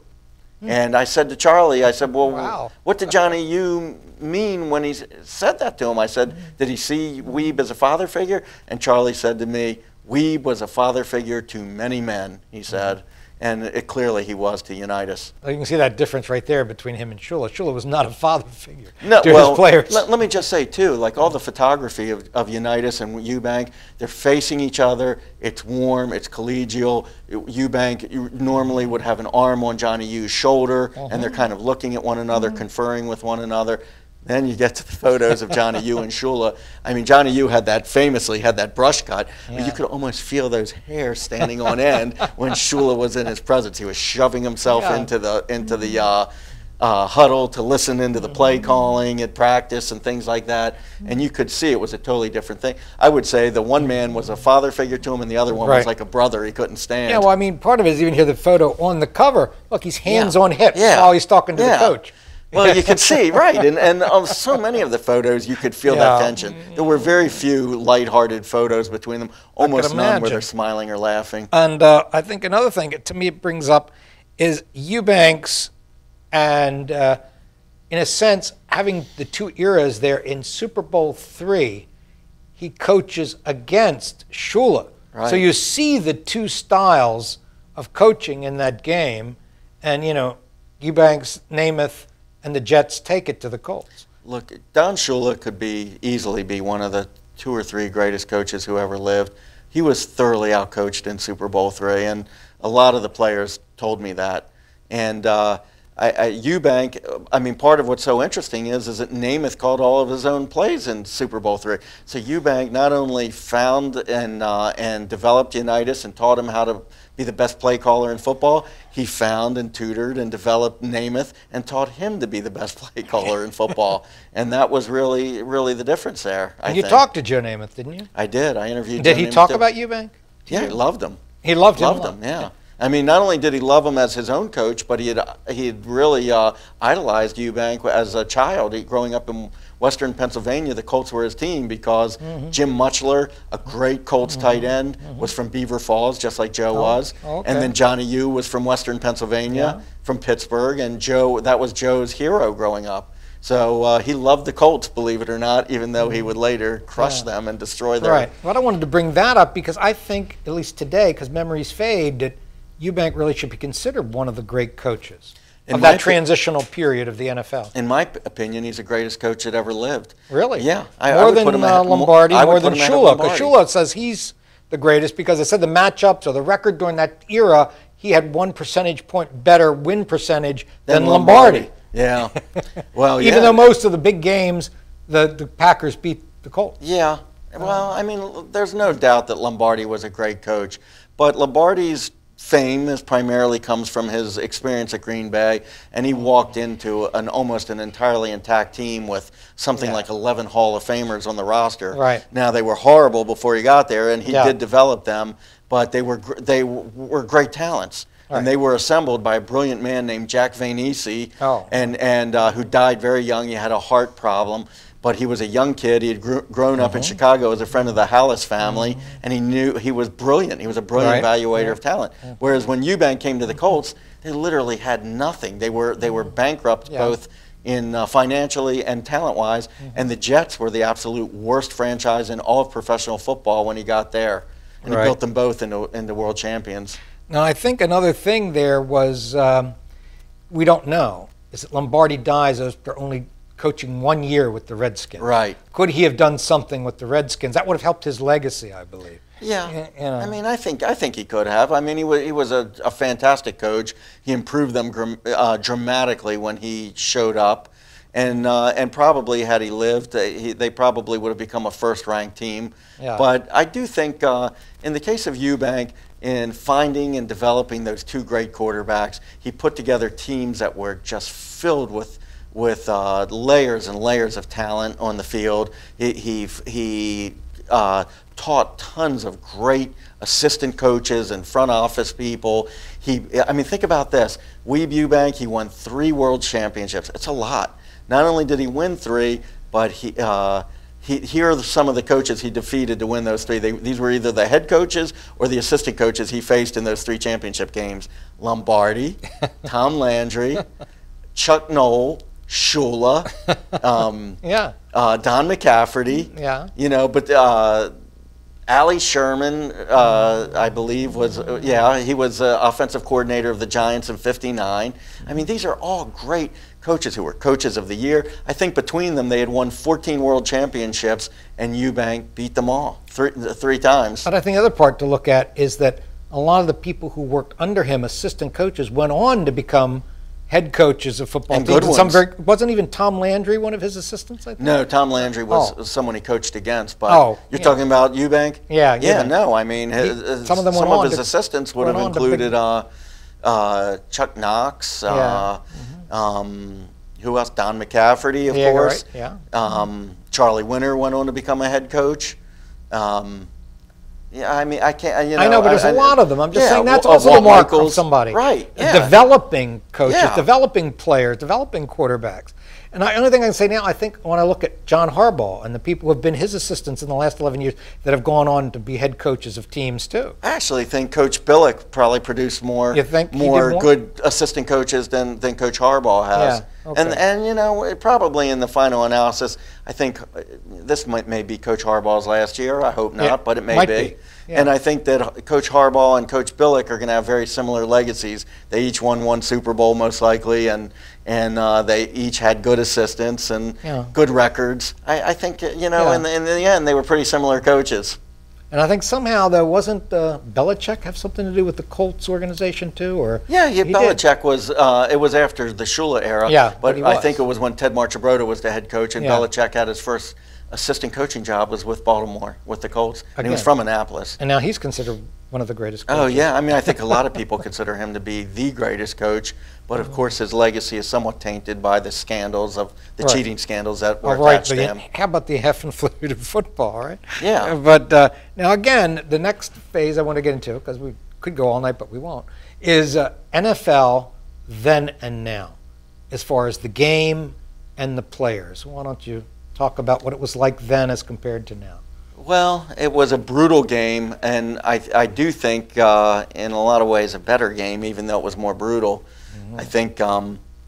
I think that it was authentic, you know, and I mean the players are wearing real jerseys made of real fibers with sewn-on numbers. Mm-hmm. They're playing on real grass, primarily in sunshine, primarily in old ballparks. Mm-hmm. They're playing in the elements. The most memorable games were played in the freezing cold, the snow, the mud, the rain.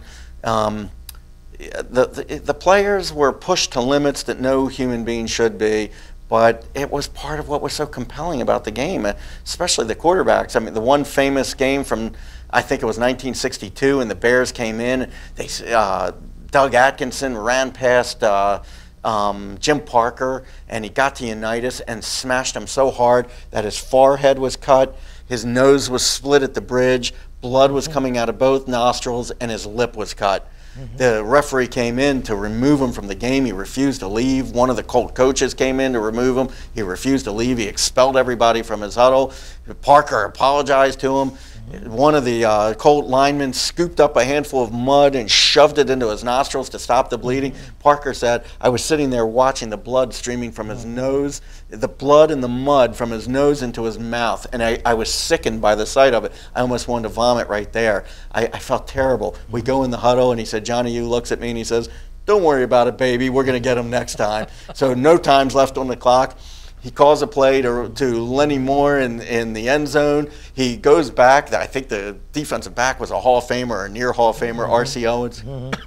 throws a perfect pass to Lenny. He's not in the corner of the end zone at the front near the goal line. He's at the back near the end line. Somehow Unitas just puts it in there right into his hands in this tiny little postage stamp of real estate, and the clock ticks off. The referee throws his arms in the air. The Colts win the game, and he's got blood all over him. He'll bear the scar of it on the bridge of his nose for the rest of his life. That was Johnny U. That was the game as it was. That was what was so compelling. That's what we all found so compelling. I mean, in football. then he played so many times extremely hurt and beat up. Right. And then one of the big changes, of course, is money. And today, oh, no, let's protect. I mean, the rules change to protect the quarterback, but also say, oh, no, we have to protect our investment. Yeah. I mean, because now they say, oh, we don't want Flacco to play with that hip, you know. Yeah. And so, you know, we're letting Lamar, you know, throw the ball. Well, I mean, or run the ball, really. You know, what I said in the book was it's like, you know, in the beginning, the quarterback was the most at-risk man on the field. He had to be the toughest man on the field, literally, because he's sitting there and he's got to wait, you know, and then he throws the ball knowing that he almost for certain he's going to be brutalized on practically every play. Today, the quarterback lives in a gated community and sends his kids to private school out on the field, you know? Right, exactly. I mean, that's, you know, he's the most privileged man on the field instead of the most at-risk man on the field. Yeah, that's true. I mean, the only one, and I admire him, even though it's a rival of the Ravens that I admire, is Roethlisberger, because he's another one that allows him to take a lot of beatings, and if he can get back in the game that day, he wants to be back in the game. I mean, Roethlisberger, he's not a very admirable man. No. As we all know, I'm talking about as a unfortunately. player, though. But as a player, he's extremely admirable, and he is a throwback. I can remember games where the Ravens had broken his nose on the field. I mean, it was obvious. Yeah. I mean, it had to be like pushed back into place. Yeah. You could see it. And he would just continue playing. And he has that same sort of Rust Belt toughness that guys like Unitas, George Blanda, you know, those really tough guys had. And I'm saying, with all the sort of glamour boy quarterbacks you have today, I think Roethlisberger kind of gets left out of that discussion as being one of the most elite of the elite quarterbacks. Oh, yeah. I mean, I would put him in there, and I'm sure you would as well. Yeah. I mean, to me, he'd be up there with Brady and with Drew Brees. And, you know, if he's not as good as they are, he's barely a cut beneath them. Right. And so, I mean, and another thing where you could say, well, Unitas being a throwback is even towards the end of his career, he wore the high tops, high top spikes, like almost boots, really. Yeah. And well, not only that, but I mean, you could see, I mean, one of the pieces of research I did was watching tons and tons of old film. And I mean, more than once, I'd be watching a play where Lenny Moore is running the ball and he's way downfield, or he caught the ball way downfield, and then here comes out of nowhere a blue and white streak bashing into a defender that never expected to see it. It was Unitas blocking for Lenny Moore, but I'm talking like 40 yards downfield, and it wasn't a little, you know, half-hearted thing where he stood in front of the guy. I mean, he's coming in and smacking him as hard as he could. This is very tough. That's pretty amazing. Now, I think another difference, and I think you mentioned it in the book, and I won't get the quote exactly right, but you said in that era, players paid for basically respect and a paycheck. Right. And today now they're playing for the mansions and the trophy wives, the model wives. They'll have wives that are models and stuff. Yeah. You know, so I mean, it's a whole different concept. Well, the old guys had pretty good-looking wives, too. I know, but maybe Namath was the first one, since they called him Broadway Joe. Right. He kind of ushered into that era. You know. I think so. I think the quote that you were looking for is Unitas was tutoring one of his successors as quarterback at the Colts, and he asked him, he said, what is it that you're hoping to get out of your pro football career? And the young guy's response was, a Corvette and a German Shepherd. That's right. But for Unitas, I mean, look, he was looking to avoid working in a coal mine or working in a steel mill or a construction site. Doing what his father did. Yeah, but not only did their fathers do it, but their fathers got their arms chewed off in machines, and they got scalded by, you know, by 1,000-degree, liquids in the steel mills. I mean, it was a brutal life that very often led to early death, black lungs disease, asbestos, scaldings, machinery. You know, and these guys, they were fighting. They wanted to be something more in their lives. About contact information, so that people know where to find this book and also how to find you. Well, the book and we want you to look there. Is available. The book is available at Amazon and Barnes and Noble. all this. It's published by the University of Nebraska Press, and you can get in touch with me at my website, which is jackgilden.com. And you can, there's a contact section there, and if you click on that, you can get my email, and you can get right in touch with me, and Terrific. I answer all my email, even the mean ones. So you can write anything you want to me. Send all the weird threats you want. Great. Okay. Well, we want to thank you for being here. I've enjoyed being here. It was a great interview. Thank you. It was great having you here. Thanks. I and really we hope liked to it. have you back, and maybe we'll get you to do some pieces for us here on Sure. the channel. Anytime you want. You know, like an essay kind of a thing, and you're Sure. like, a commentator on stuff. I'd be glad on to. sports, of course. Well, it's nice to meet you. Same here. And folks, there we go. It's the end of another Books and Authors, and I think this was a great one. The book again, Collision of Wills, Johnny Unitas, Don Shula, and the Rise of the Modern NFL is something that anybody who loves football, loves sports, should read, and also anybody who loves Baltimore should read. So until next time, this is Paul Stefan saying good night.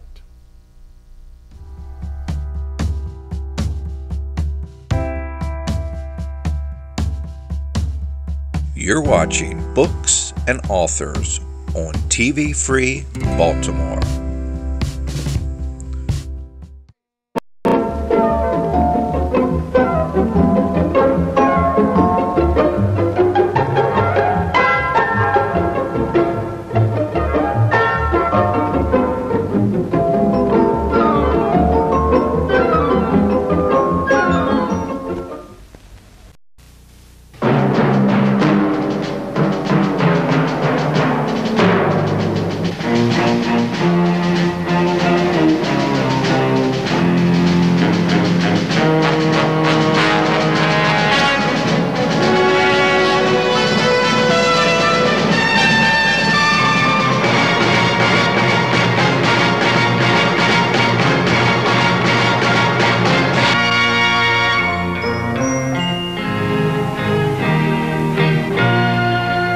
Some people have a deep, abiding respect for the natural beauty that was once this country.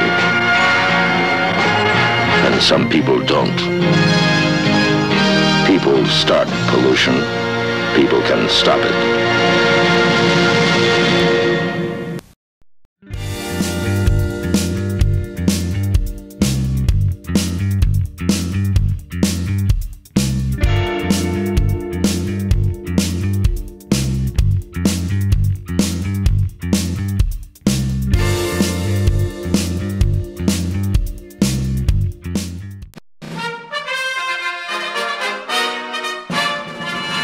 You're watching Maryland Politics here on TV Free Baltimore.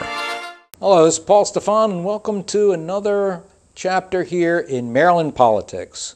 And we just started a new legislative session about a week or so ago, and we're very happy to have with us tonight a new member of the House of Delegates. She was here before, so go back and look at the interview before she was elected. But now we have the delegate from the 7th District, Lauren Arikan. Welcome, Lauren. Thank you so much. So happy to be here again. It's nice to have you back. Now, where I really want to start is, recently the Sun paper editorial about another member of your delegation, Rick Impalaria, and how Michael Bush kind of exiled his chief of staff because of a robocall that did not have the authorization line that was also, it was targeted towards, it was supposed to be a transgender person, and it was targeted against really Kathy Zalaga, who you'd think if they've been together in the legislature for years, why would he do that? He was probably going to get reelected anyway. He didn't need to try to presumably knock her off. And I mean, she is a big minority leader in the House. She is, yeah. We were quite shocked on the eve before the primary to hear about that phone call that went out. And if you read the transcript of it, it was quite offensive, I would think, to the transgender community. I mean, essentially falsely endorsing a candidate to try and derail her campaign, which did not work at all. I mean, she won by, I think, well over 3,000 votes more than either of us, Rick or I won by. So yeah, that was pretty sad. And from my point of view, primaries can be very contentious. From the polling that we saw, at least, there was never really an opportunity for either of them to lose their seats. I'm not sure why that decision was made, but certainly leaving off the authority line, sometimes you make an error in judgment accidentally. In my heart, that's not what I see in this situation. I think that whoever was behind paying for this made that error with knowledge. That's my gut feeling on it. I guess we'll have to wait for the litigation to play out to see, all the facts of the case, but that's kind of where I'm feeling. And yeah, we didn't even know. Even veterans in Annapolis had no idea that the speaker could fire your staff. I was going to ask about that. No, we did not know that. There were several veteran legislators who said, wow, I didn't know our staff could be fired by the speaker. That's good to know. Interesting. Right? Yeah. And I think both sides of the aisle were pretty horrified when the information came out. And the quote that Delegate Impalaria gave, which sort of made light of the situation and was highly, highly offensive, I think, and inappropriate. And it's, that is not the only thing that makes District 7 a tough place to legislate in. That there were problems, obviously previously that had led up to that. I think just some bad blood, miscommunications, missed opportunities to communicate, and that was all already there and had been probably for several years.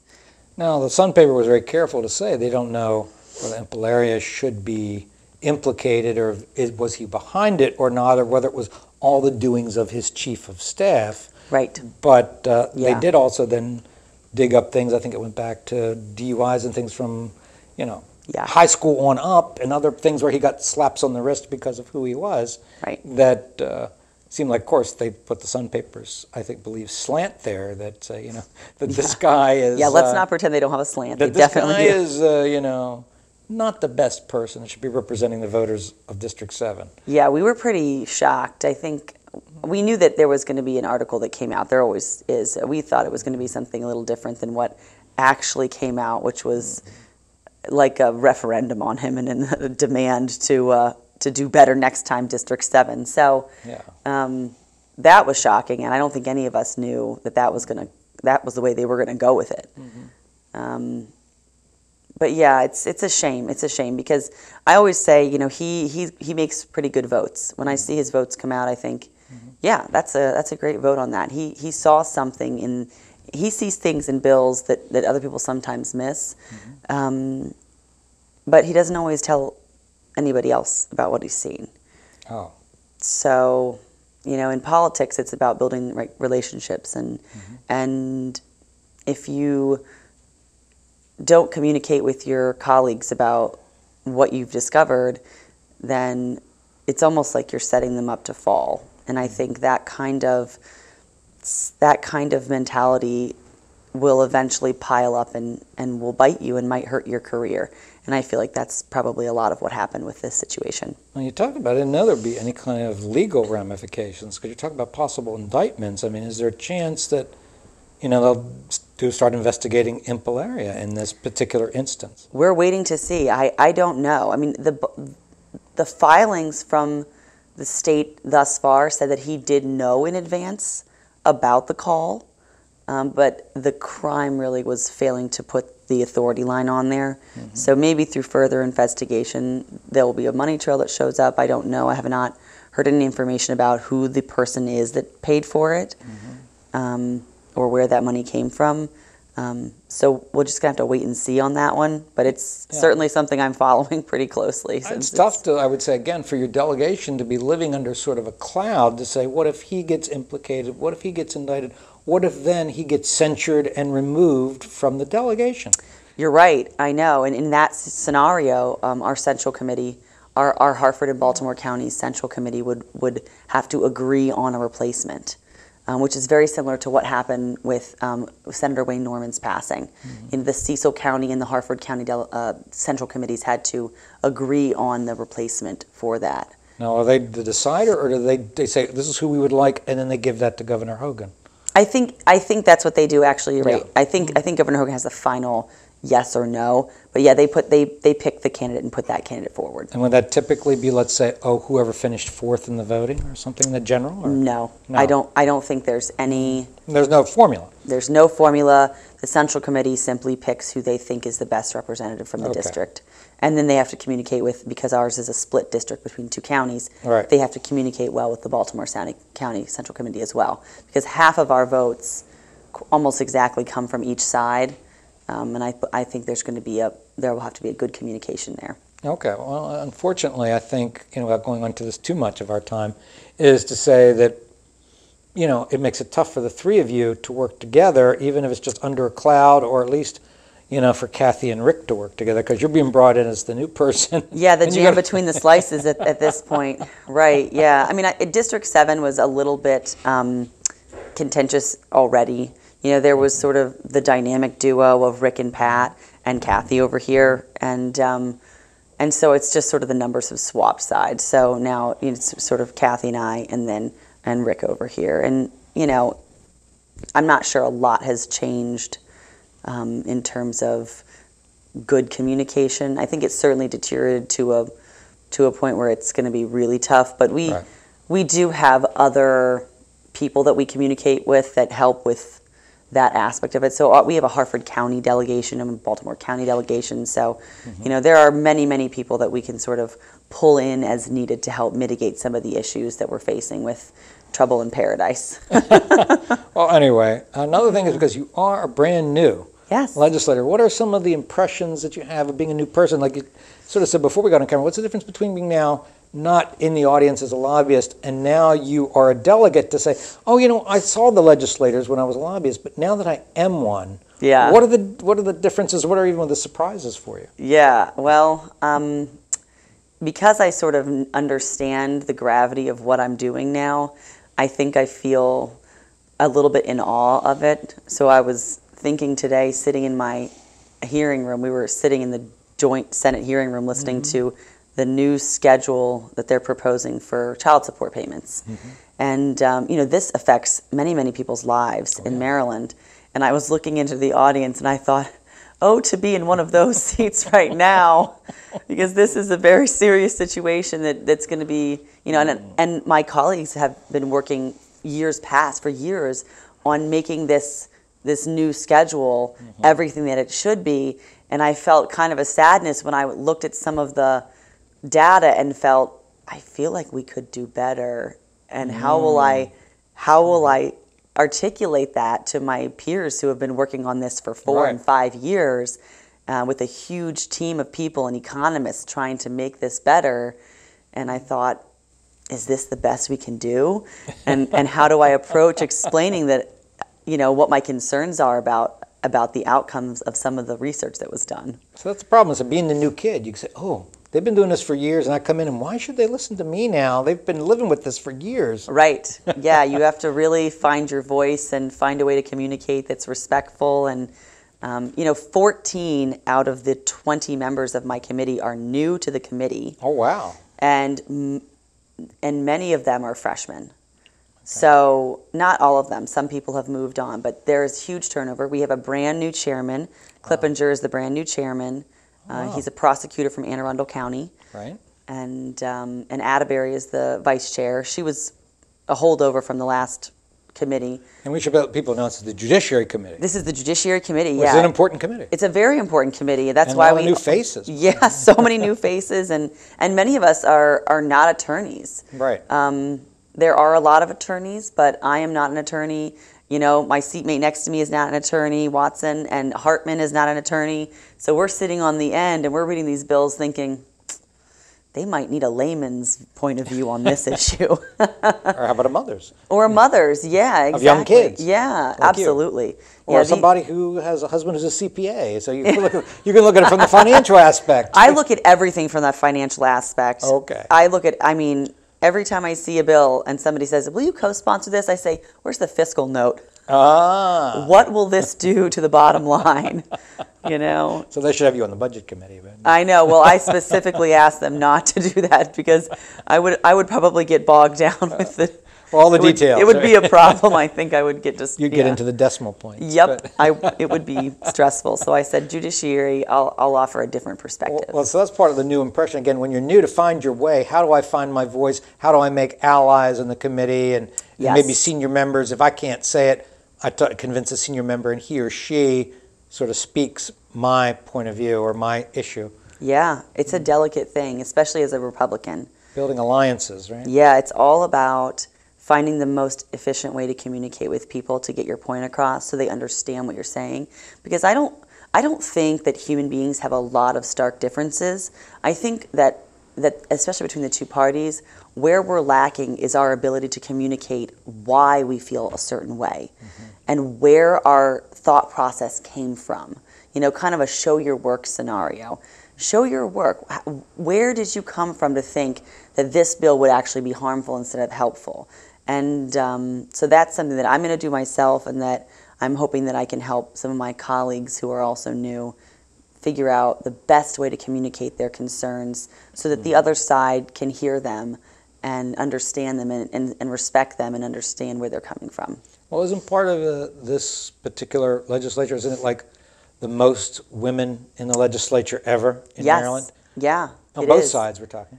Yeah, well, I was Altogether. the only new Republican woman, unfortunately. Oh, wow. But yeah, the only new one. So everyone on the freshman tour assumed that I was a Democrat. Oh. And a few were quite shocked on the last day to find out that I'm actually a hard right conservative. The only Republican. Yeah, they're like, oh, darn, I already like you. Is it too late now? We'll be friends forever. But that's the shame, and I think what you said earlier, maybe what Governor Hogan said in his inaugural speech, is, you know, don't really get hung up on the labels. Yes. Why can't they at least align with you on certain issues? They just don't close their minds right away because we know she's hardcore Republican. Yeah. You know. And they don't. They really don't. I have not seen that yet, that at least in the freshman class. You know, we're closer because we spent more time together. But I haven't seen anybody who simply dismisses me because I come from another area, another demographic, another point of view. I think they're almost intrigued by me and confused by me, especially because I'm married to an immigrant. You know, that's a little unusual in their mind. Being a farmer. Yeah, I've got a small farm, you know, and I'm very big into parental rights. And so I think they're intrigued by what is this woman and where did she come up with these ideas? Yeah, it's interesting. So I'm looking forward to building roads. Great. Well, part of the talk about too, you know, are issues. I know it's early in the session. A lot of issues really, you know, haven't come up yet. But I know there's already been. I don't know if it's been introduced or not. But the whole thing about the minimum wage at $15. Right. What is your feelings about that? This is a fiscal kind of a thing, right? It's a huge concern for us. So my husband and I's business is like tax and accounting, but we focus primarily on small businesses. Right, so these exact kind of laws, we know exactly what they're going to do to our clients, and it's not a good thing. You cannot legislate this kind of stuff. I mean, I personally don't believe in any type of minimum wage law. There are many countries, including in Europe, who do not have minimum wage laws, and they have robust economies. And they do not have people, you know, living, you know, at slave wages and poverty. They don't. You just have to trust the market, which I do, and many other people simply don't. And so, yeah, I'm concerned about this, and especially for the restaurant industry. Apparently, one copy of the bill, and it has not been dropped yet, but all of the rumors, all the backdoor rumors are that there are sort of two versions. The Senate side wants to exclude rural counties.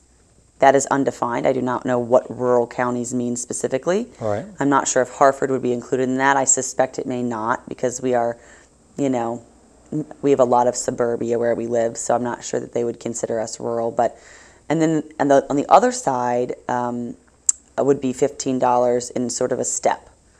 Right. So at some point, the two sides are going to have to duke it out and figure out, and it may not work this year. They have the votes, I know, for this to pass in either house in that form.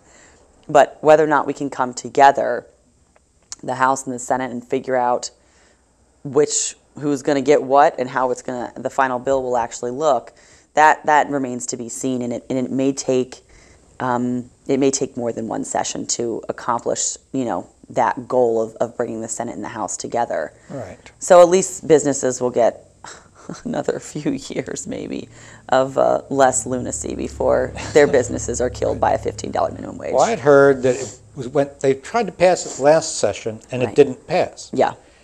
And it's a difficult thing to pass because I know it was up before the Baltimore City Council too, and that did not pass. Do you remember You why? think how liberal Baltimore City is? No, remind me. It was a unanimous vote through the council, It was and no. Mayor Pugh vetoed it, and they did not override her veto. Oh yeah. I thought that they had overridden her veto. I assumed that they would do They that. didn't. They did not. So that's why they didn't get the $15. And she said on the record that this would kill small businesses like hers. Right. Like her boutique, yeah. Yeah, and that was brave of her in a in a very tough climate to Right. say that, I thought. And nothing has changed. Nothing has changed. It will still do that.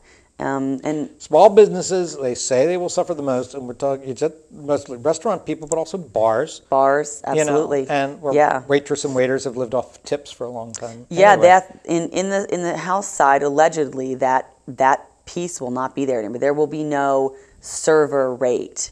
They will eliminate that, and that's terrible. I mean, they easily make more than $15 an hour with tips. Right. So that's going to be a loss for them. One good tipper is $15 an hour. Absolutely. And the other concern, I thought, maybe you can correct on me, I thought I read it because I read all these different things, that it would be one of the highest minimum wage, if not the highest minimum wage in the country, as far as the state minimum wage. Yeah, I believe that's accurate. Because they said Yeah. that then they're worried not just about small businesses surviving, but businesses going to other states, because even though there are other, like Pennsylvania, Delaware, Virginia, they don't have minimum wages that are maybe even half of the $15. Right. Some of them keep the federal level, which is $7 and some change. Right. And to say just come out double that, even if they step it in 3 to 5 years, and because Maryland borders all these states, you can see people going over. Oh, my little tech business will go over here. This little thing, little startups, they're not going to. They're not going to be able to survive. Yeah. The only other thing I'd see is maybe some sort of amendment to give a waiver to new businesses or startups and say for your first 5 years, first 10 years, you don't have to do that. But if they would do that, I mean, get you a start to where you're not going to be a startup anymore. Maybe you've got more capital at that point, or say make it capital based. If your salary base or your total salary is X dollars, 100,000 or whatever it would be, and say then you have to do the $15 an hour, because you're saying if you're not even bringing in that much money, then you can't, how can you hire 10 people at $15 an hour? It's going to cripple you. Yeah, you can't. Your wait staff will be shrunk. That's when you'd say, again, maybe it's a number of like total salary versus budget versus income, that kind of thing, and how many people you have. They say, okay, this is the salary rate for people with 20, 25 employees and above. This is minimum wage for people with 20 or 25 and less. You could still have a higher minimum wage than it is now, but it could be in gradations depending upon that business's situation. Yeah, I mean, anything would be better than just a flat everybody. Yeah, that's what I'm saying. I mean, if the business grows, then they may be able to sustain more people at that $15 minimum wage. And there are not that many businesses, industries that have minimum wage employees. It really is a limited type of business, right? So a lot of the bigger businesses in Maryland will not be impacted so much by this. All their employees are already over $15. Yeah. It's really specifically small startups, janitorial businesses, there you go. Things like that. And I would wage money that there are state institutions in Maryland, and have been for years, that have employees that are paid much below that. Right. Clean up your own house before you start mandating the rest of us. Just a gentle suggestion. But I'm also saying, yes, the big companies would feel the impact, because if they're saying, well, we got to handle, get these minimum wage employees, and let's say with illegal immigrants cleaning your toilets, and you now have to give them $15 an hour. those cleaning yeah. companies are going to go out of business, and I they're think going to have many dirty of those, toilets. I think many of those companies, you know, if you are not hiring employees who are here legally, most Yeah. of those employees are not being paid the minimum wage, Right. Because they were willing to work for lower. And that's the thing I tell people. You think that you've regulated society and that you have made society more fair, but what happens is that the most ethical business owners that we know sell their business to larger businesses, or they go under. And then all of the money and power is then concentrated into the hands of the least ethical business owners who are willing to cut the most corners. Right. So if you're caring about social justice and making sure that there's ethics in business, heavy regulation does the exact opposite, because only those who are willing to take risks and cut corners and cheat will be able to survive in an environment like that. It's a shame. Right. Now, move on to something else. What about, how do you feel about, it's already there, but how do you feel about the red flag legislation? I don't like it. You don't like it at all? No. Why not? I don't like it because it feels a lot like the Office of Pre-Crime. I don't like it because they're, you know, I was talking about this with my husband earlier. The biggest risk, you know, to you, especially children, is an accident, a car accident. Something like 50,000 people a year die of car accidents. Mass shootings are absolutely minuscule. They cause terror. That's another, you know, horrible consequence. But if we're looking at statistics and we're looking at where's the highest risk of harm to individuals, it is not in preventing mass shootings to the point where we are disarming people before they've committed a crime. So I have a moral issue with this and a civil rights issue with this. And I think that even though red flag bills and laws poll very well, Republicans and Democrats seem to think that they're needed. The way it was done in Maryland has such an overbearing confidentiality aspect to it that in our judiciary hearings, we had very little information on why judges made certain assessments, you know, we have no facts about any of the cases, and I have no idea, you know, what the purpose of was this extreme confidentiality proportion of this bill, and why on earth are they hiding all of the actual information that would allow the oversight, which is the legislature, we are the oversight, would allow us to actually assess the effectiveness. We've had 303 petitions. 50% of those have been granted. That means 50% of the 303 have had their weapons taken from them. Right. Okay, and we've already had one man killed at his front door because he wasn't willing to give his guns up. So this is a huge problem. That is not a good outcome, in my opinion. Now I know some counties are going to do it better than others, and these are going to be very, very dangerous things to serve. I certainly don't blame our police officers. This is a terrible situation for them to be in, where we're asking them to go to the home of someone who is a known gun owner, who probably knows their Second Amendment rights, knows they have not committed a crime, and those police officers then have to confiscate his weapons without any fair warning or any hearing in front of a judge. It is, I mean, just from a basic civil rights perspective, this is a huge problem for me. And the way it was implemented with the confidentiality, where we essentially have no real oversight and no real review process in place for assessing how and why these people have lost their rights. I don't like how it was done at all. Maybe there's a better way to do it, but we have not struck that chord, in my opinion. I was going to say, the person's Second Amendment rights. Yeah, the Second Amendment rights. I mean, this is it. This is our right to protect ourselves from intrusive government. It's not just to keep thieves out of your home. This is an intrusive government issue, and here we are with intrusive government. You know, I mean, maybe some of these cases are very serious. I'm sure some of them are, and I don't distrust all judges, but as you know, in Baltimore City, we've had some major issues with judicial rulings. Of course. And so not all judicial systems are set up the same, and that variation is scary.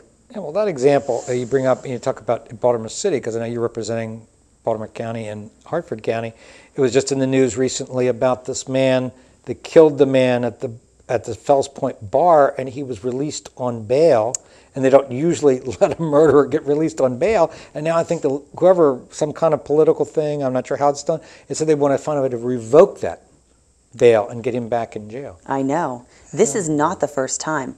There was a young girl that was essentially assassinated just south of my district in District 8, leaving a nightclub, and she was a witness to a double homicide.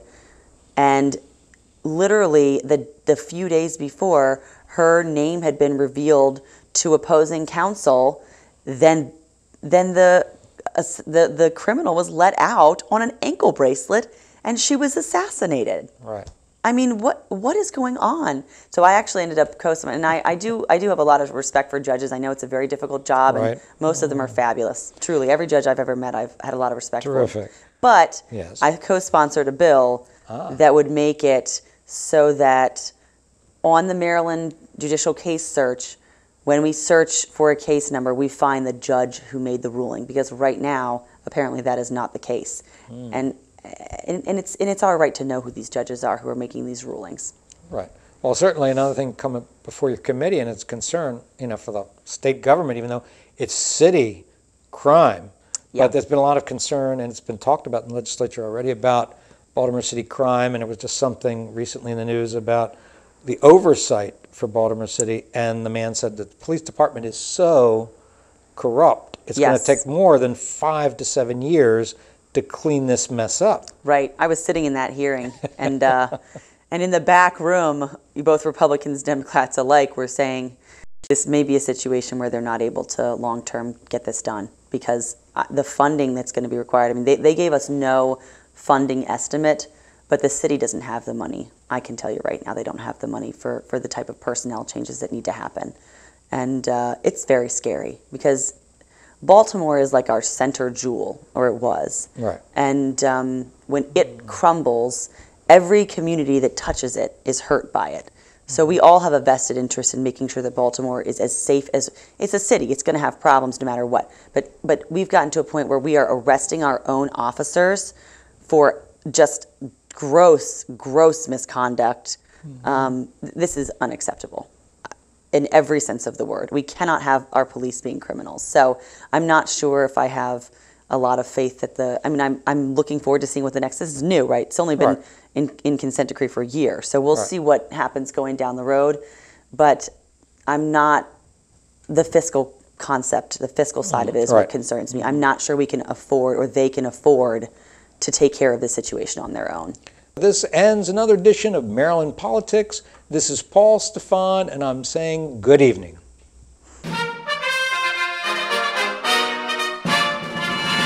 You're watching Maryland Politics here on TV Free Baltimore. The Despotire is on my shore, Maryland, my Maryland. His torch is at thy temple door, Maryland, my Maryland. Avenge the patriotic roar that fleck the streets of Baltimore, and be the battle queen of yore, Maryland, my Maryland. Thou wilt but cower in the dust, Maryland, my Maryland. Thy beaming sword shall never rust, Maryland, my Maryland. Remember Carroll's sacred trust, remember Howard's warlike thrust, and always onward with the just, Maryland, my Maryland. This concludes another day of live stream broadcasting from TV Free Baltimore.